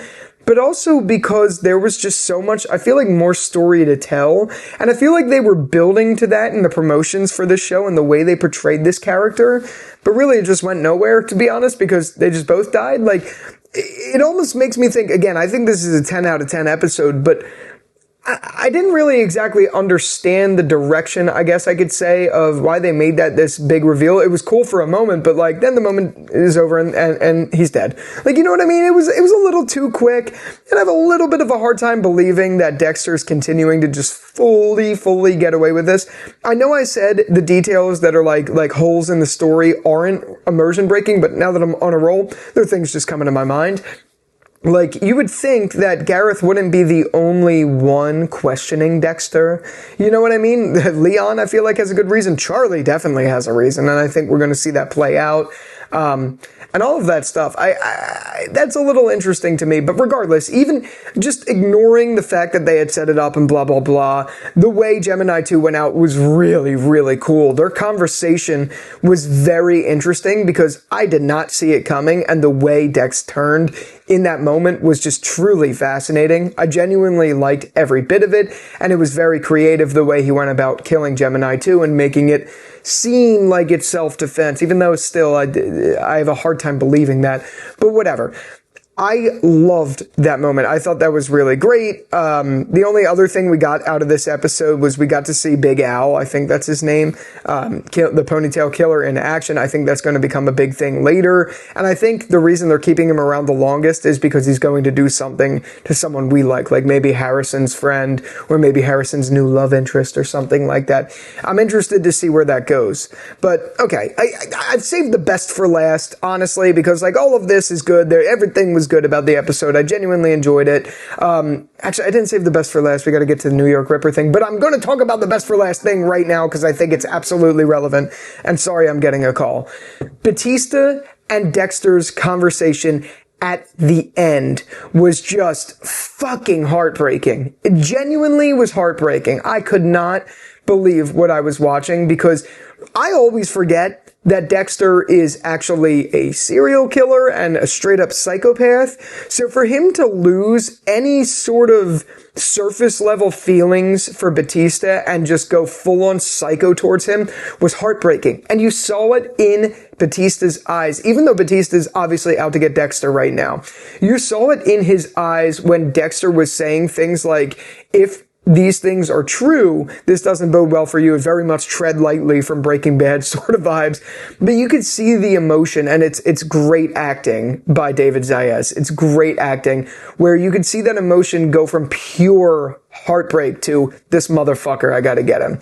I thought that was just done so well, and I think it was one of the biggest reasons I liked this episode was their interaction and the way he hid the AirPods, which is really interesting. But that single moment to me, watching Batista's face go from pure heartbreak to realizing this guy is a true monster and I need to take him down, was everything. It was his confirmation. Like, it was definitely Batista's way of knowing, okay, this isn't just some crazy theory anymore. This is very real. This is Dexter. Dexter is the Bay Harbor Butcher. And then now it's putting these next few episodes into motion. I'd say I'm scared for Batista because I love Batista and he's a fan favorite, but I'm so interested to see where this goes that even if the story comes to him dying, I'm okay with it because I'm loving what they're doing here. And if it does come to him dying, I feel fulfilled. I personally do. Yeah, Quinn hasn't been around Masuka either and all of that stuff, but I do think if something happens to Batista, that's going to be perfect setup for those people to come back around and things like that. Regardless, even if Batista dies, I think they're doing such a good job of setting that up. And it's just, God, I could go on forever. The only other detail, I know I said I saved the best for last, I mixed that up again. It's now almost midnight. I've been out since 6 a.m. It's been a long day. The point I'm getting at next, the last thing, is the New York Ripper thing. After hearing, so at first I had thought the New York Ripper was Blessing. I thought that it was him, and I know you guys always say to me that I need to learn my names. I'm working on it, but guys, you gotta remember, I'm just like you. I watch an episode and I talk about it. That's all I'm doing here. If I don't remember all the names, I'm not perfect. I'm not a movie critic.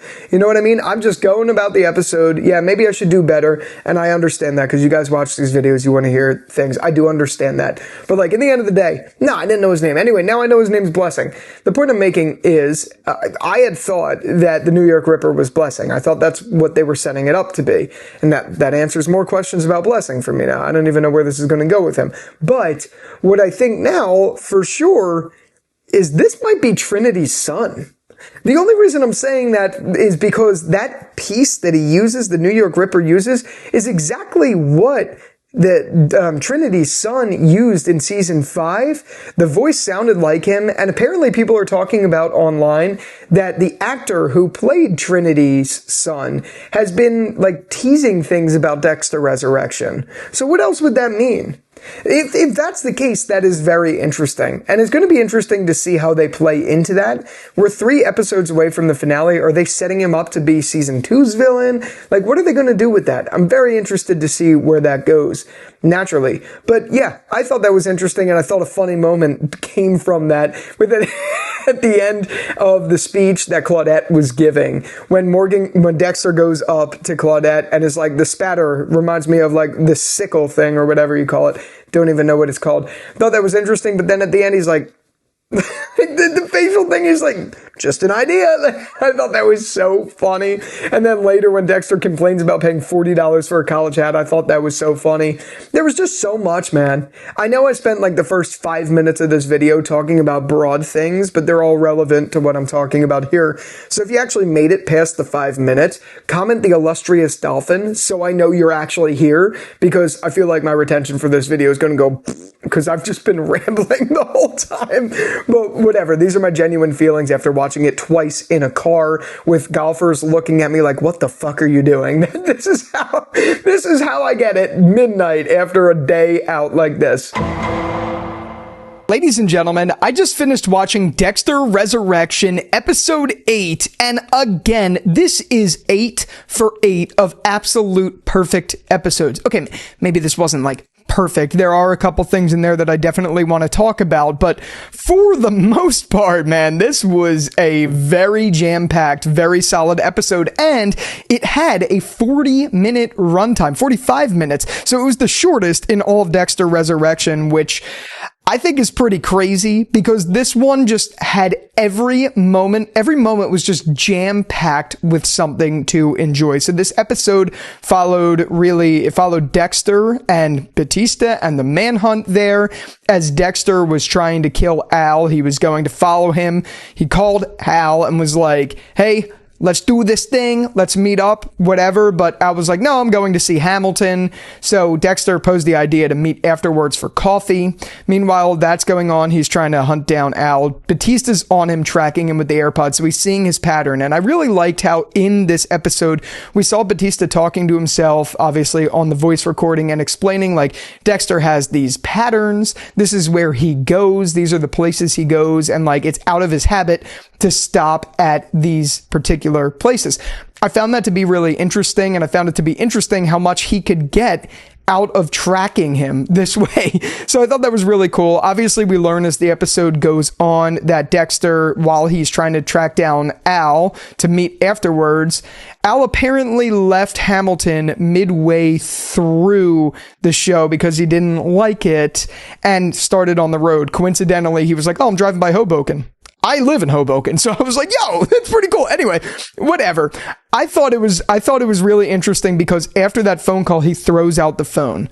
So to me, that means there's more than meets the eye with Al. There is more there that we just didn't get to see. And I got to tell you, by the way, it's very sinister that we have to wait a week to see what happens next. This episode was so good that it pissed me off that we have to wait a whole nother fucking week to see what happens. Yes, this was 45 minutes, and yes, those 45 minutes were jam-packed, but like in the same vein, come on, man, I just want to see what happens here. I mean, I'm trying to soak it in because I know this show only has, at this point, 2 more episodes to go before the finale, and that's pretty unfortunate, but regardless, what happened with Al and how pissed that made Dexter and made him want to just go out killing someone was really interesting, but I do think that there is no way we are done with Al there. There has to be a reason for sure that Charlie mentioned to Prater that that she has this hunch about Red, and then Al throws out the phone and he leaves early. He's clearly avoiding Red, like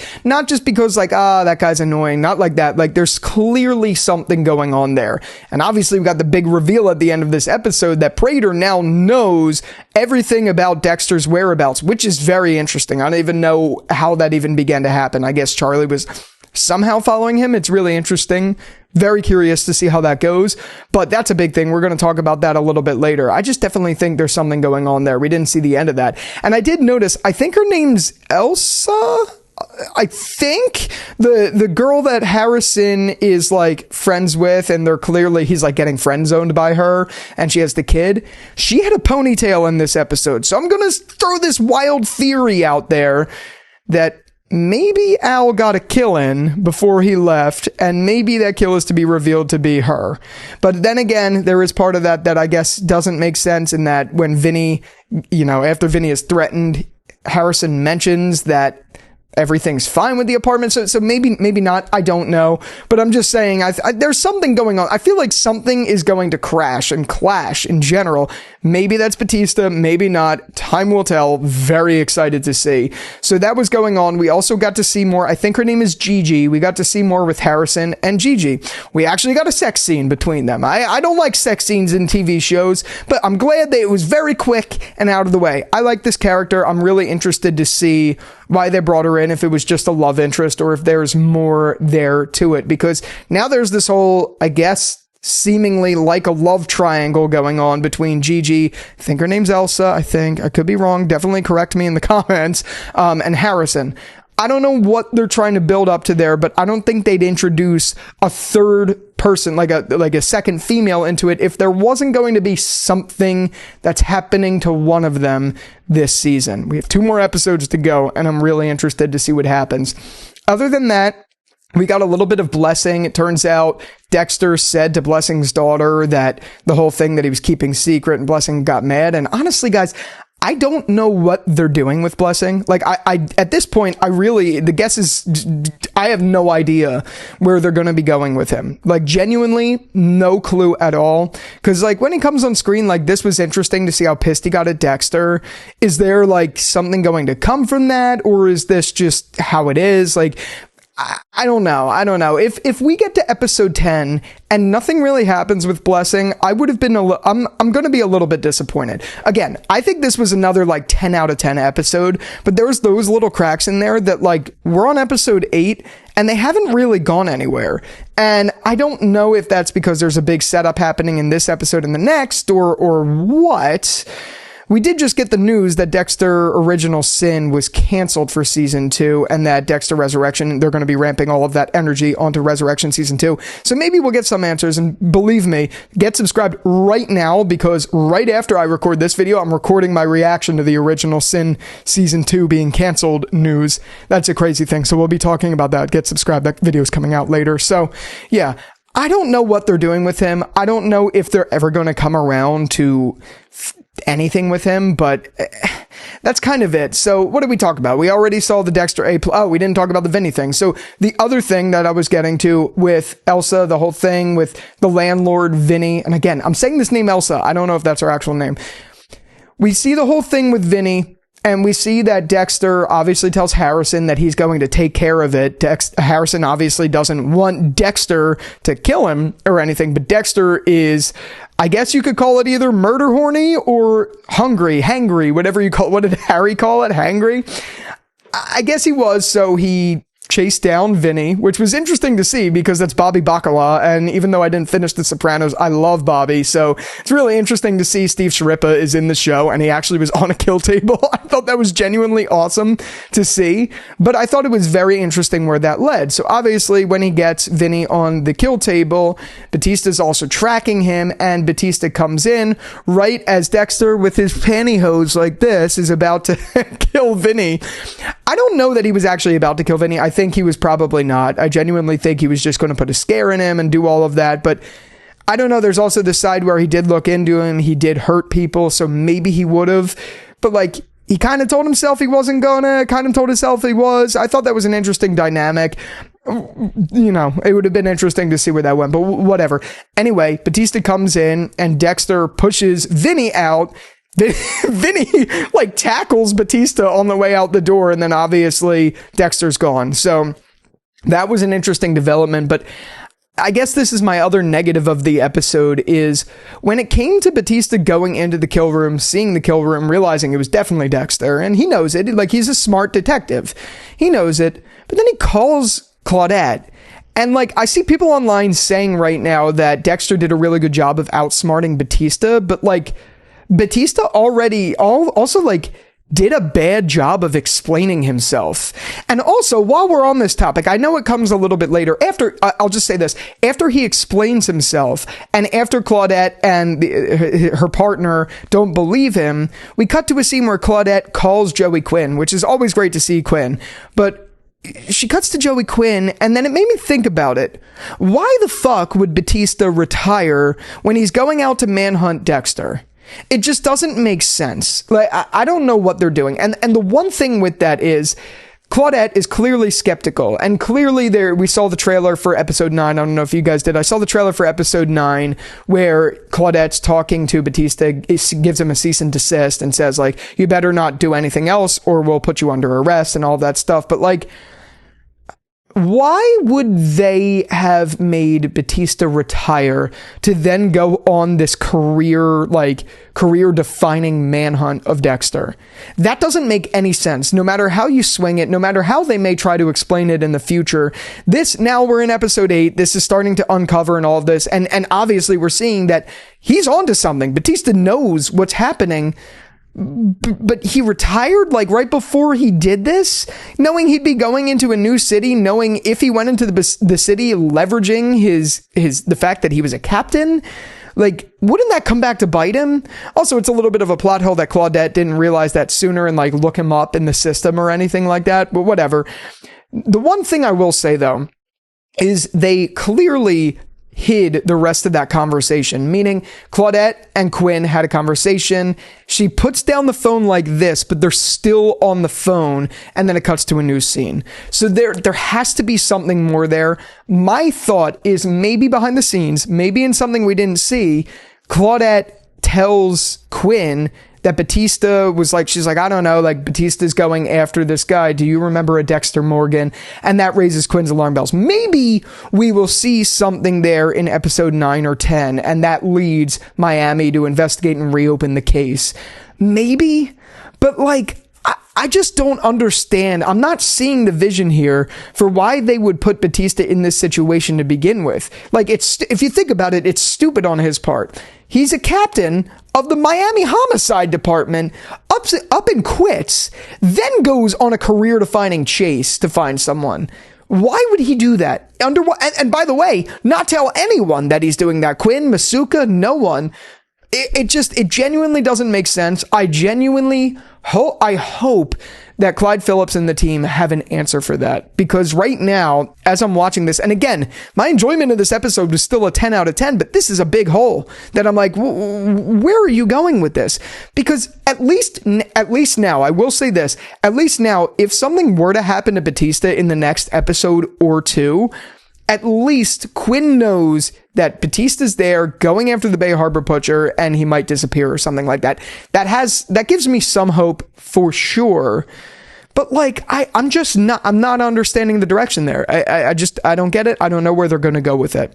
The only other detail that I'm thinking of off top of my head that I'd be interested to see is, so clearly, Claudette's partner wants to go to the gala that Prater's hosting, and he's pushing for it, all that stuff. I almost said shit and stuff, and like 2 different words at the same time. Whatever.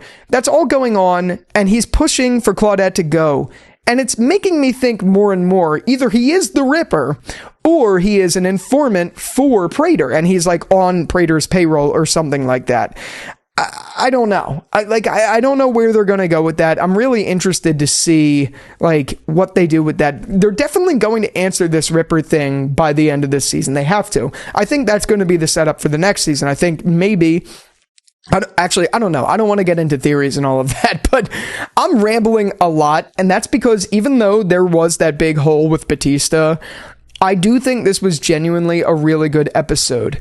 And then I'm saving the best for last. We didn't even talk about Prater coming in. How the hell did Prater find Dexter? Obviously, I know Charlie, that's your job, all of that stuff. But now this is putting Harrison directly in the line of fire. He knows Harrison's name. I am sure, I'm like almost positive now, Prater has to know that this is Dexter Morgan and not Red. I can't wait to see where that goes, and it sucks we have to wait a week to find that out. I'm like, genuinely, I'm ecstatic.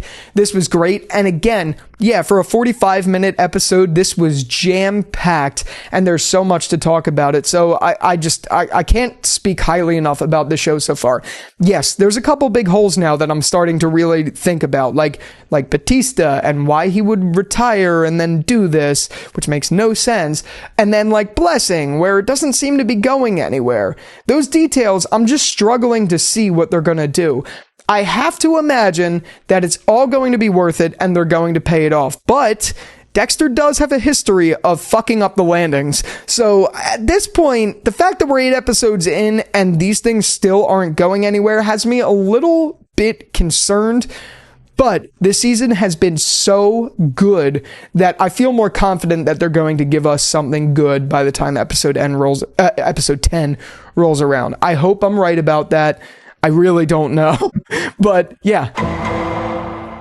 Okay, I'm still in shock. Like, literally, I am still in shock. If you look right behind me, I just finished watching Dexter Resurrection, episode 9. And... okay. All right. We're gonna have to rip the Band-Aid off right away. So major spoilers right now. That ending was fucking crazy with I almost said Dokes, with fucking Batista dying. Like, I'm shocked. As you could tell, I don't even know how to address this video. I literally have, I'm not even kidding, guys. I literally have like a whole list here of everything. It's probably going to be hard to see. I have a whole list of everything I loved about the episode. And there was so much that I was already like, as I was watching the episode, I was, planning on how I was going to address it in the video. But that ending completely fucking rocked my world. And now I don't even know how to even talk about that. So, okay, I need to keep my composure. I mean, I didn't even finish, like, I literally clicked end on the episode 2 minutes ago. And now I'm like still reeling in this. This reminded me a lot of a death in Better Call Saul, and I saw it coming from the beginning of the episode. And as you guys know, I've been saying that I thought Batista was going to die in this episode, or at least in this season. But now that it happened, I'm like, I don't know how to feel about it. This one's going to take me way longer than just this review to talk about. Like, I genuinely don't know how to respond to that moment. There were things, obviously, like, the way this was being set up, we knew this was going to happen. We knew something was going to happen with him because he's swimming too close to the sun. Is that the phrase? Swimming too close to the sun? Do you know what I mean? Like he's getting too close to the sun, flying too close. I don't know the freaking term. But we knew that something was going to happen because of that, and it did. And, like, on one hand, I think for the story that they're telling in Dexter Resurrection, that it was actually really well done. Like, it made sense. But on the other hand, I don't know, I guess the way it went down with Batista going in and like fighting everyone. And then when Dexter saves him, like touched by an angel, he saves him. Then he just automatically fights. And obviously, as soon as I saw Charlie give Prater the gun, then it's like, oh, okay, like something's going to happen here.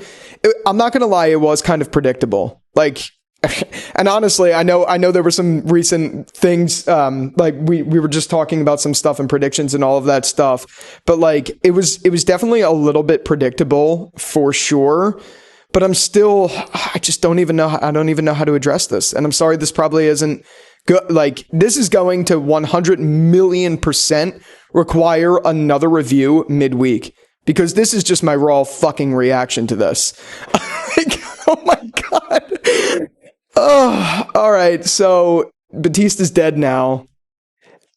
I don't even know what that's going to mean for the story. This really did to me feel like the Better Call Saul episode that I'm not going to say because I don't want to spoil that for you, but just everything that could go wrong with Batista went wrong with Batista in this episode. And I'm disappointed at the fact that he just went on this rampage and like fought the people to get into Prater's mansion. The fact that worked, honestly, it was a little unbelievable to me. That was a little disappointing. I'm feeling all emotions. Like, I loved this episode. Loved it. It was one of my favorite episodes. Definitely, I was on the edge of my seat the entire episode. I had so much fun watching this episode.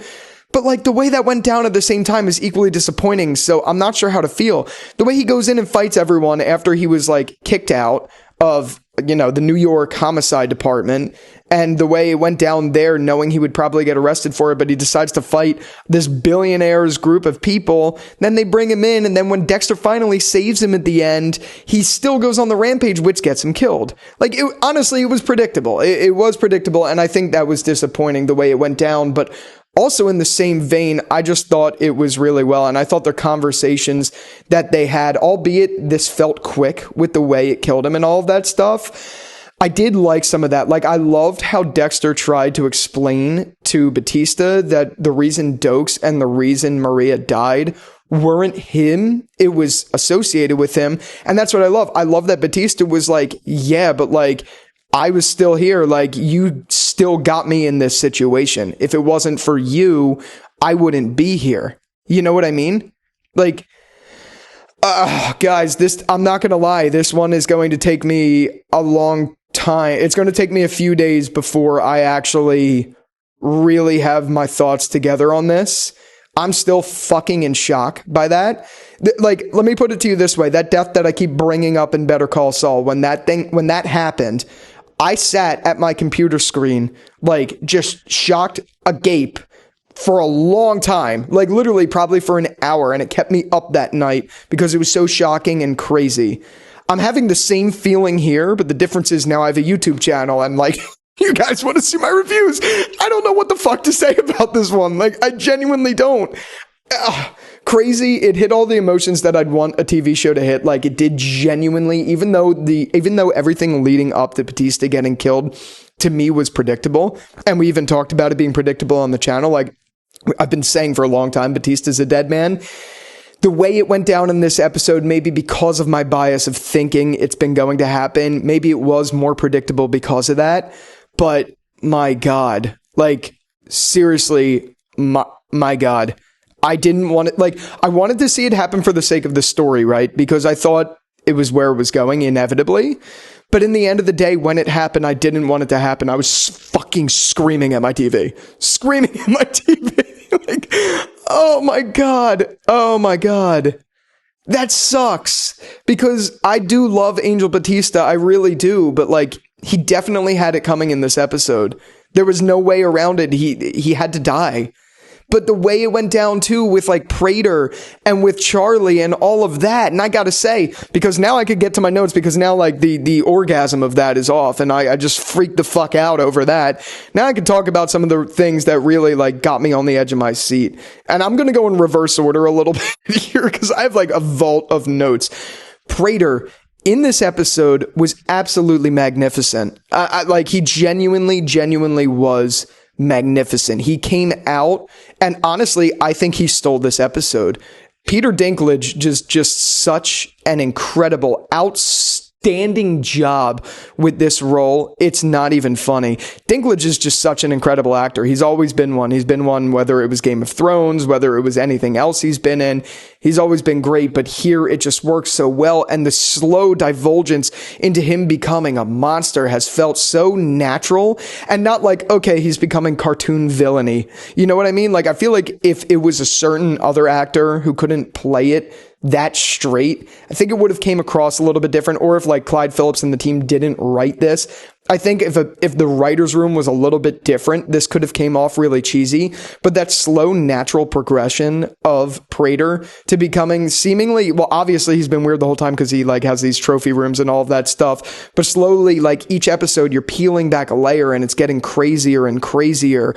I think they did just an outstanding job with that. Genuinely fucking outstanding job with that. And it came out on full display here. There were so many other moments I loved in this episode. I loved the interrogation with Dexter and Charlie after Charlie had interrogated Harrison. I loved where that went and how he pulled on the red and like was in her Mercedes and vetted her out. And you could tell she doesn't like Prater because Prater has a lot on her. And it's made it very clear that I think in this next episode, we may see the two of them team up in some way, shape, or form. I don't know how this is going to go. And I'm very interested to see, because now Prater has locked up Dexter with Batista in the room. Batista's dead, bro. Like, what the fuck, bro? What the fuck? Batista is dead. I can't believe this. Dude, I have to go to work at 8 a.m. It's 1 a.m. I'm going to be up all night. I don't know how I'm going to do this. And I'm going to the U.S. Open. Tomorrow's going to be the longest day of my life. But this is what I do for you guys. No, I'm just joking. It's not what I do for you guys. I wanted to stay up to watch this episode. I wasn't going to miss this one for the life of it. Now I have to talk about it. Oh my God. But I'm just being honest. I really am. Now that I'm talking and now that it's kind of wearing off a little bit, I don't know how I feel about it. I think it's going to take a little bit of time before I say definitively I loved it or hated it. I feel both ways about it, if I'm being completely honest. There were things I really liked about it. I did like the story, and I like where that's going to bring Prater, and I like where that's going to bring, I like what it's already done to Dexter's character, because also, by the way, we saw actual emotion for Dexter in this episode, for him being a psychopath, and for him not having normal emotions. It's been a motif of this entire season, that Dexter is a psycho who doesn't have feelings, but he has certain feelings, you know what I mean? So to see how much he broke down for Batista, and how much he was willing to save Batista, obviously because he didn't fit the code, but also just in general because it's Batista, this is like the closest he has to a brother. To see that and to see him break down was wonderful. It really just genuinely was wonderful. You could tell it shattered him in a way that not a lot of characters would, in a way that it would with Deb, with Rita, with people like that. It felt the same here. And honestly, like Michael C. Hall just continues to do such an incredible job with that. Genuinely really does.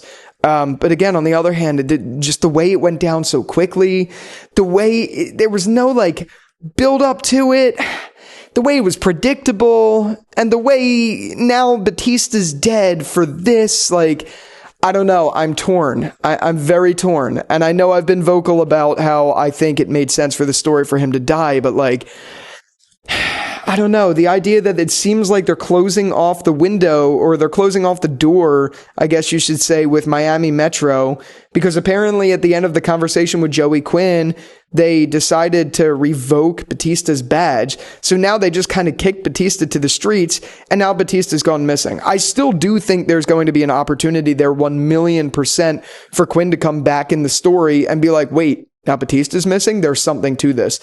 I think that's going to happen, but then in the end of the day, it's like, now what's going to happen there? How is that actually going to go down? How are we going to bring this to that now? Like, I don't know. I definitely think there's still potential there, because now Joey Quinn knows Batista's going to have gone missing in some way. You know what I mean? I 1,000,000% think there's some potential there, but I still have such mixed emotions for it. Batista's always been one of my favorite characters, and obviously, you know, we're in now the 10th season of Dexter, the sequel series to Dexter, so you know, it feels natural for a big character like that to go. And I love when stories are willing to risk big characters like that. You guys know, if you guys watch my Walking Dead coverage, you know that's something that I'm very fond of in stories, that that there's stakes with characters that we know and love.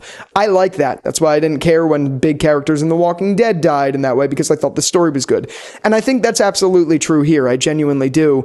I don't know, maybe it was the pacing of this episode. Maybe, I guess to me, the biggest thing was right after Dexter saves Batista, Batista then goes and like strangles Dexter. And I get it. There's a lot of pent up emotion. I genuinely do. But bro, he just saved your life from a psychopath. He's literally Dexter is literally showing Batista the good in the Bay Harbor Butcher, but he doesn't want to see it or believe it. And I think we needed some more with Batista, I guess is what I'm getting at. Like, it felt very surface level, like antagonist, like all that stuff. But I also get it. You know what I mean? Like, again, if you know what I mean, comment the illustrious dolphin, please, because it's very hard for me to convey it right now just because I'm still in shock. But outside of that, just pretending the Batista thing didn't happen, I still have vaults of notes here to go through. The tension immediately started at American Cut when Prater came in, and that whole sequence, that was really great to see. And I loved that Harrison was being let in the know of every single thing that Dexter did, like how he killed the 2 Gemini killers, how he killed the tattoo guy, Lady Vengeance, all of that stuff. I love that he's letting his son know that, and I love the development that they've had and continued to have in this episode. I genuinely did. I thought it was really great. And I thought it was also great to see some funny moments where like Gigi and Harrison were hooking up on the couch. And then after they're hooking up, Dexter comes in and he feels like so awkward. And I forget the exact line. It was something like Gigi had came in. I forget what it was. It was Dexter walking away when Gigi said that Blessing had like everything in his car talking about condoms. I thought that was hilarious. Dexter was like, I thought that was so funny. Genuinely, I thought it was great. Like, there was a lot of great moments from start to finish. I mean, I was sitting on the couch, and from start to finish, as I'm watching the episode, I was like perched up on the couch like, what? You know what I mean? I was freaking the fuck out the whole episode because honestly, like I said, and like I keep going back to me, it was definitely a little bit predictable that Batista was going to die this episode. If it wasn't the fact that the name is called the touch of an angel or something like that, or the fact that we've been building to this, or the fact that even in the beginning it was discovered that Prater was involved with all of this, it was very obvious that was going to happen. I kind of wish it wasn't so obvious. You know what I mean? But is that me saying that who's a Dexter YouTuber and talks about this stuff and has been speculating? Like, I'm curious to know, did you see this coming? You know what I mean? Like, did you genuinely see this coming, or was it like predictable? I don't know. For me, it felt extremely predictable, and I'm disappointed because of that. But I don't know if it's disappointment by my fandom of the show and me looking and overanalyzing a lot of shit, or if it's the fact that it was just portrayed that way. It's going to take another couple viewings for me to figure that out for myself. On first viewing, I still absolutely loved this episode. I would give it a very solid rating. I'd probably give it a 9.5 or a 10. To be completely honest, that's how strong I felt about this episode from start to finish. And I loved everything. I didn't even mention the fact that Prater was kind of in love with the idea of Dexter being the Bay Harbor Butcher. He loved that idea, but the blood sacrifice would have been Batista. But then when it came to be that Prater then killed Batista, it was just a shock. I mean, I guess that was a little bit of a twist, but as soon as you saw Batista strangling Dexter, it was obvious what was going to happen. It wasn't a shock that he was going to get shot. I mean, the setup was all right in front of us. They spelled it out in plain English. So I don't know. I'm very torn about this. And I'm very interested to see what some other YouTubers have to say about this one. I can't wait to go and watch other people's reviews. For instance, I know Cody Leach just came up on the channel recently because I do love Cody Leach, but I'm so interested to see how he feels about this in particular episode, because I know in the past he's said he was a little concerned in general about Batista's death and how that would be handled and all that stuff. I can't wait to watch that video. I'm not gonna lie. So if you're watching this, definitely go check that out after that too, because I'm sure that's going to be fun. But I'm sure these reactions are going to be great to see just in general, man. As a fan of this show, I'm genuinely, I just don't know how to feel. And I know I keep repeating myself over and over, but guys, it's 1:15 in the morning on a work night. I never stay up past 10. So I'm delirious and shocked. And God, wow. Ladies and gentlemen, this was literally me all day, because I watched the episode last night like I did the last week. I watched it at midnight, and then I was busting at the seams, but I wasn't going to stay up till 2 a.m. to talk about that. I couldn't do it in me. But now we're going to talk about the season finale of Dexter Resurrection. And this has solidified, and believe me, we're going to do a season review very soon, but this has solidified for me that this is my favorite season of Dexter. I'm just going to say it right now. Hands down, this is my favorite season of Dexter. And while this episode wasn't, I don't know that I could say it was my favorite episode out of all of them, this had some of the most standout moments in there. There's a few really ideal, insane moments that I just absolutely loved. And a couple of those moments, just a spoiler alert before we actually talk about them, are Brian Moser, they're Leon Prater's on the kill table, they're Claudette dancing, and that reveal to the fourth wall at the very end of the episode where Dexter had that self-awareness, and in general, Clyde Phillips and all them had the self-awareness to look into the camera and say that this is the Dexter Morgan that we wanted. That was fucking amazing. I think that was the best moment of the entire show, hands down. That is brilliant. But we're going to talk about all of that in this, obviously. So I've been waiting to talk about this. So this episode starts out immediately where the last episode left off. Obviously, from the outside, we see Leon Prater and Charlie, and how happy Leon is that he finally killed someone, and how excited he was about it, and almost like he had like a fucking orgasm over it. He was freaking out at the fact that he did it, and Charlie was like not happy to see that. And I loved that, and I loved the talks they had of how long could Dexter stay in that room, I guess you could call it. I don't know what you would call it, the bunker, or whatever you call it. And whether it's like the rules of 3 or something like that. It's 3 days without water, 3 weeks without food, 3 something without oxygen, something like that. I forget what they said. I loved that sort of dialogue. And then Prater's just like, let's go, clean up, let's get out of here. And then we cut right to Dexter, and as soon as we got to Dexter, we got Brian Moser. So that was the first thing we got, which I thought was great. And sometimes when there's those random cameos that pop up in the show, it takes you out of the moment a little bit, because it's like, whoa, here's the thing. Like, sure, it was very cool to see Brian Moser, like 100%. But it wasn't a great addition because Brian Moser was in the picture. It was actually a great addition for what it did to Dexter's arc. I think this was the first time, correct me if I'm wrong, but I think this was the first time that we saw Dexter Morgan, the Bay Harbor butcher, crying over someone who died. Because let's be real, and that's why I loved that Brian Moser was in this scene, is that it was a great juxtaposition between Brian as a brother and Batista as a brother. Because Brian is biological, sure, but Batista was way more of a true loving brother to Dexter, and he was innocent. He didn't do anything wrong. He was right. He was right to look after and chase after Dexter. He knew what he was doing. And if you put it all into perspective, it made everything just so great to see Dexter really just succumb to this and have it really affect him in the same sort of way that Rita did and that Deb did. It really shows how much heart is in this supposed psychopath. And I loved what we got with Brian talking to him about that, and how Dexter essentially shut Brian out and then threw something at him, and then he was just gone. He vanished. I even liked the little addition that Brian was sitting on his own kill table where he died.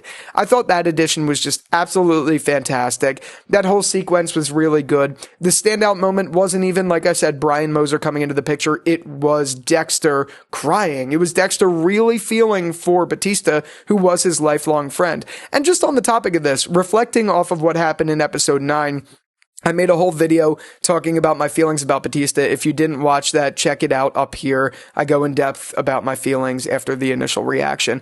The reason I bring that up in particular is because it really is heartbreaking and sad if you think about it. Batista thought that Dexter was like a brother to him. He loved Dexter. And imagine what that would be like to know, be great friends with someone, see him lose someone, then think he died, mourn him, speak at his funeral, declare him dead, grieve with that, all for years later it to be discovered that he's the Bay Harbor butcher and he was really alive the whole time. That is just some sad shit. That really was. And honestly, say what you will about how they did all of it. I think they did such a good job at executing that story that I'm willing to pass over a little bit of why I was disappointed that he died. I think no one wanted to see him die. But yeah, the reason I bring all that up is to tie it full circle. Dexter clearly felt all of this, and it was just so wonderful to see true, natural emotion out of that. So after Brian leaves and all of that, then it's really just a matter of Dexter trying to find a way out. He hears Batista's phone is ringing, which I thought was so I thought it was so funny that Batista's ringtone is the song from Shrek. I thought that was just such a good, hilarious addition that they just did not need to do. This episode, for being as dark and serious as it had some really, really funny moments. Like, I was literally cracking the fuck up later in the episode when Claudette started dancing to Staying Alive. We're going to talk about that because it's actually a bigger point than you may think in this season in general. But yeah, so that's kind of what set up the entire story, was Dexter trying to get out. And as he's trying to get out, there was some excellent moments between between Harry and Dexter. Actually, some of my favorite moments between Harry and him in this season. They were truly wonderful. Offhead, I can't remember the little interactions. I wrote it down, so there must have been something good specifically, but a lot of their interactions really just stuck out to me, so I had to at least bring that up. But outside of that, after their conversations and during their conversations, it's revealed that Prater, as Dexter's looking for the combo to the door, Prater does have files on everyone. Prater has files even on Charlie. He has files on, obviously, as we learned in this episode, Don Frampt, who is the New York Ripper. We're going to talk about that a little bit later. But he has files on all the serial killers, which I think is an excellent setup for season 2. Even with Leon out of the picture, even with Batista out of the picture, this setup of him collecting all of these files on all the other serial killers, there was at least 5 he grabbed that were not in this season at all. I think that is going to be a really fun setup to see where it goes and see a more, I guess, slightly human side to Dexter while still doing the things that he's currently doing. So as that's all going on, he finally, after I mentioned Batista's phone was ringing with the Shrek theme song, he then hears that, so he calls Harrison on Batista's phone, which is dying, to get Harrison to come over, but Harrison is literally in the middle of eating out Gigi, which was a little excessive, to be honest. So it took him like 3 times to answer the phone, which was interesting because he saw it was Batista, but then it got serious really quickly. But I love how it sprung into action with Harrison taking charge and trying to save Dexter. I'm really, again, this season just solidified so much for me. I loved Harrison this season. Like, so much to the point where I'd be cool if they focused a lot more on his character. Maybe not so much with the Gigi shit, because I don't really care for that. Like, I don't need to see him eating out some girl. I don't need to see them kissing and dancing in a bar. I don't need to see that stuff. I'm more interested in the relationship with Dexter and where that's going to go for Harrison and stuff like that. And I think it really delivered in this episode, because obviously Harrison goes in covert. He's acting as one of the people, the bar cart people. I don't know I forget the name of what you would call that, like a server, cocktail server, whatever. He's acting like one of them, trying to stay away from Prater and Charlie, and in doing so, he eventually gets caught by Charlie in what I thought was kind of a mixed bag, because on one hand, when Harrison did get caught by Charlie, I was expecting that Dexter and Charlie would find a way to team up. And I guess in some sort of way, they kind of did, but I was a little disappointed to see that even after Dexter gave the leverage for Charlie that oh, I know about you, all I have to do is click a button and people are going to be on your ass, all of that stuff, I thought she was going to be like, okay, well, fuck Prater, and honestly, because you're the Bay Harbor Butcher and your job is to take out people I also hate, let's just team up and fuck Prater. I thought that's what was going to happen. I was kind of hoping that was going to happen, but I do think it subverted my expectations in a way that's at least passable, wherein she kind of just turns a blind eye, even though she does threaten Harrison by basically saying he'll find him and all of that stuff. I did still think at least it was nice to see that she kind of turned a blind eye to him and just kind of said, you should follow me, but if you're not, whatever. And then she just upright and quits to Prater, who at this point is apoplectic and freaks out. And then right after this, he goes on stage and he sees Harrison back down there doing his covert mission shit. And that's what leads him to chase down Harrison, bring him back up into the vault. And then once he gets into the vault, he puts a gun to Harrison.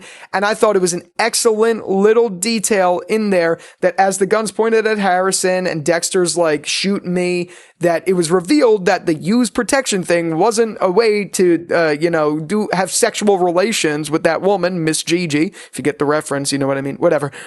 Instead, that use protection thing was actually an M99, M90, the tranquilizer. That's what it was. I thought that was an excellent reveal, and I thought that was just done so well. And now we got to get to one of my favorite parts of this episode. It's the fact that the entire scene with Prater and with Dexter was one of the best highlights. Obviously, when Dexter has someone on his kill table, it's always really interesting because revelations come. We get a more human side to Dexter, and we get a really interesting story there. But man, Peter Dinklage, I think, was at his best of the entire show. If not some of the best acting I've ever seen him done in this episode. Jesus, Christmas cookies on a Monday. It was fucking insane to see how like frantic he would get, and then he would like plead and talk to himself and like giggle, and then like just be like, I know, like things like that. He does such a good job. He was so good in this role, especially to be on the kill table. I think by far, fangirling out here, he was the best person to be on a kill table I think I've ever seen. Just the way his frantic behavior was, his cockiness, his thought that he could use Harrison as leverage, and then Dexter is obviously like, keep my son's name out of your mouth, almost like Will Smith to Chris Rock, which I thought was pretty funny. But all in all, I think the best thing about that was we have two incredible actors, Michael C. Hall and Peter Dinklage, acting, I think, to their best of their abilities in this episode, in that scene. They both just put on such an incredible performance. Everything, even down to Peter Dinklage, the way when he got stabbed, like his reaction to getting stabbed was just something that you don't see. It actually kind of like freaked me out a little bit, because I felt like that is like what would happen if someone got stabbed there. I don't know, like those little details only Peter Dinklage can nail, and I think he really did. I just thought that was so great, and I thought it was great at the end, right before Dexter kills him, that Prater was like, oh, you're gonna put me in one of your boxes, like you're gonna put me in the box, like wow, even though he was clearly terrified, he like had that moment of like, wow, that's crazy. But I love how Dexter was like, no, you don't belong there. You're not going in there. I don't want to remember you. And then he kills him. I thought that was absolutely great. Just in general, I thought it was awesome. And I loved how at the end, he chopped off the thumb so he could get out, chopped him up, which I did think was a little interesting and confusing, to be completely honest. I don't exactly understand how there was no blood when, like, the table... I didn't get it. He didn't like do an actual plastic wrap of the whole place, and then he set it up so that the cops could find him. Like, he left a lot of evidence there. I hope to God Clyde Phillips and the team actually give that some justice and make it seem that Dexter Morgan's DNA or something is all over that place, because it just has to be. He was in there for so long. He killed someone in there with what seemed like no plastic all around other than right on Prater himself, which also like, how did he get that? I don't know. Maybe I missed that detail, whatever. But all of that being said, I think that's going to set up something interesting for season 2 with Claudette and Aliva. No, my theory about Aliva, by the way, being the New York Ripper is not true. Unfortunately, we're going to get to that, I promise. But that's going to set something up for sure. Then after that, we get my favorite scene in the entire episode, the funniest scene, I should say, in the entire episode, and that was Claudette's about to leave. As soon as she's like walking out the door, Staying Alive comes on, and she's like, gotta go, and she just goes. I thought it was so great. It was so funny. And you guys know, in these reviews, I have said many times how I was getting sick and tired of them doing the needle drop to Staying Alive, but this paid off the whole thing. So I don't even care. That was so fucking funny. I was seriously cracking up, more than a TV show, more than even a show like It's Always Sunny, which I love, does, or I'm wearing a Curb Your Enthusiasm shirt right now, more than that show does sometimes. That made me crack the fuck up, and that's a good payoff for something. People were like, why are you doing this? Why are you showing this the whole time? It was genuinely, it was just really funny. But right after that is when the alarms start to go off, because Dexter then comes out of the room, and so obviously they all rush up, and that's when Claudette finds Batista. And I thought it was great that Batista and that Claudette and Aliva looked at him, and I feel like they got a sense of, okay, he might have been onto something here. And that was just very fascinating to watch unfold, and she even put the hat on him. But that's going to set up something interesting. I would love to see season 2 start with Batista's funeral back in Miami. Will we get it? I don't know. I think Quinn might be around a little bit in this season too. I'm not really sure where that's going to go, but I would like to see a little bit more of that, or maybe like even Jamie coming into the picture with that grieving. Something's got to happen there. I hope this isn't the last we hear from Miami Metro. I don't think it's going to be, but I really hope that's not the case. So that was something that I really thoroughly enjoyed. But then after that, it cuts to the ending, which My God, I mean, the speech we got with Dexter on the boat, which is also another red flag. How is he just going to steal a yacht like that, even if Prater's missing? I guess you could chalk it up to Prater maybe took the yacht somewhere or whatever, but like that's a big yacht. Like anyone could easily find that. That's another big plot hole that I'm really hoping they explore a little bit in season 2. But the monologue we got from Dexter on that yacht was, I think, some of the best work of Dexter of all time. Not because the conversation itself, for the most part, in his inner monologue was anything super crazy in the beginning, like him talking about how he needs people to be more human, like how he needs Blessing and how he needs Harrison and all of that stuff. But it was really that ending. Just, I loved that fourth wall break. I thought it was absolutely fantastic, where Dexter seemingly acknowledges the fans that Dexter Morgan is exactly who he needs to be and exactly who we want him to be. That literally felt like it was Clyde Phillips speaking directly to us. And it literally, like, they knew they cooked and delivered and told us.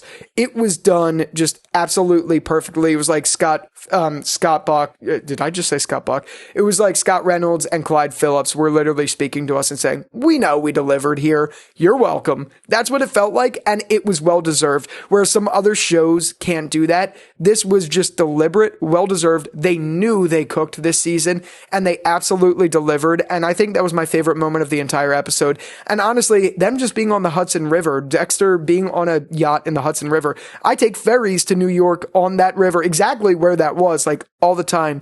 So that was great to see, and it's also great that he's back on a boat, and it's great that he's dumping bodies in the Hudson, because no one wants to touch the fucking Hudson with a 10-foot pole. That thing is disgusting. That thing is literally New York's depository for all of its unsolved crimes. Like, no joke. So Dexter's just adding to the collection there. I thought that was really great, but that monologue at the end was just so powerful, and what a great, fantastic way to put a nice chef's kiss bow on, I think, by far the best season of Dexter, one of my favorite seasons of TV of all time. Just in general, absolutely loved it. And look, I talked a lot of praise, but it wasn't all good. This episode really needed a little bit more runtime, 100%. I think this episode could have used, I think episode 4 or maybe 7 was an hour and 6 minutes. This episode 100% could have filled in the time a little bit better. I feel the same way about episode 9. I'm not saying that's like a big holdback and all of that stuff, but it definitely is something that's worth talking about. It felt very rushed. Felt like they were just getting beat to beat to beat. And I find it interesting because they allocated so much more time in other episodes, but your 2 biggest episodes should have just had that more time. So that's something that definitely disappointed me. And now the last thing that I had to talk about, because I had to save the best for last, was this, not the best for last, but I had to talk about this Don Frampt guy thing. All of our theories were wrong, and this seems like it's more of a nothing burger just to set up season 2. I don't know who Don Frampt is. I don't know. Maybe you guys have some ideas, or maybe there was a sprinkle of it somewhere or whatever. I've been trying to figure that out ever since I watched the Russian leaks last week, which, by the way, if you were commenting those leaks last week in episode 9, fuck you. Seriously, because you ruined it for me. You honestly compromised this review because I saw your comments early. Not really, fuck you. I'm not that mad at you, but seriously, it's not cool. Like, why would you do that? I don't understand why you'd go in and ruin it for everyone. That's not cool, including me, because then I saw it early and blah, blah, blah. But whatever. I don't know if maybe there has been some sort of addressing of who Don Frampt is as the New York Ripper, but I'm very interested to see where that goes and what that means going forward in season 2. Clearly, they wouldn't bring it up if they weren't setting something up there. So very interested to see whatever that is, but time will tell. And man, that's all of my thoughts in one video about the episode. I am going to be doing a season review because there's a lot of little details I left out that are relevant. Like, what the fuck happened to Elsa? Why did we have so much focus on Blessing entirely? I get it at the end with the monologue. They gave a little bit there, but there's a lot of little things like that we got to talk about this season overall and just give an overall rating. I mean, spoiler alert, you guys already know my rating. This is my favorite season of Dexter. I could confidently say that. And before I hear, oh, it's recency bias, all that stuff, I binged all of Dexter in this January for the first time ever. In 30 days, I binged the entire show. So this isn't recency bias. I've seen all of them very close together, and now I'm watching this, and I can say with confidence this is the best out of all of them. This is liquid dynamite. This is literally liquid dynamite, and honestly, it is brilliant. It is absolutely brilliant. That is brilliant! So as you could hear throughout the entire thing, I loved this season. And if you want to go check out my season review, be sure to click up here because I did post that already. And I'd love for you to stick around, hang around, and subscribe because we are nowhere near done with Dexter and Dexter Resurrection. So with all that out of the way, thank you again so much for watching this long video. And until the next one, I'll talk to you later. Peace out.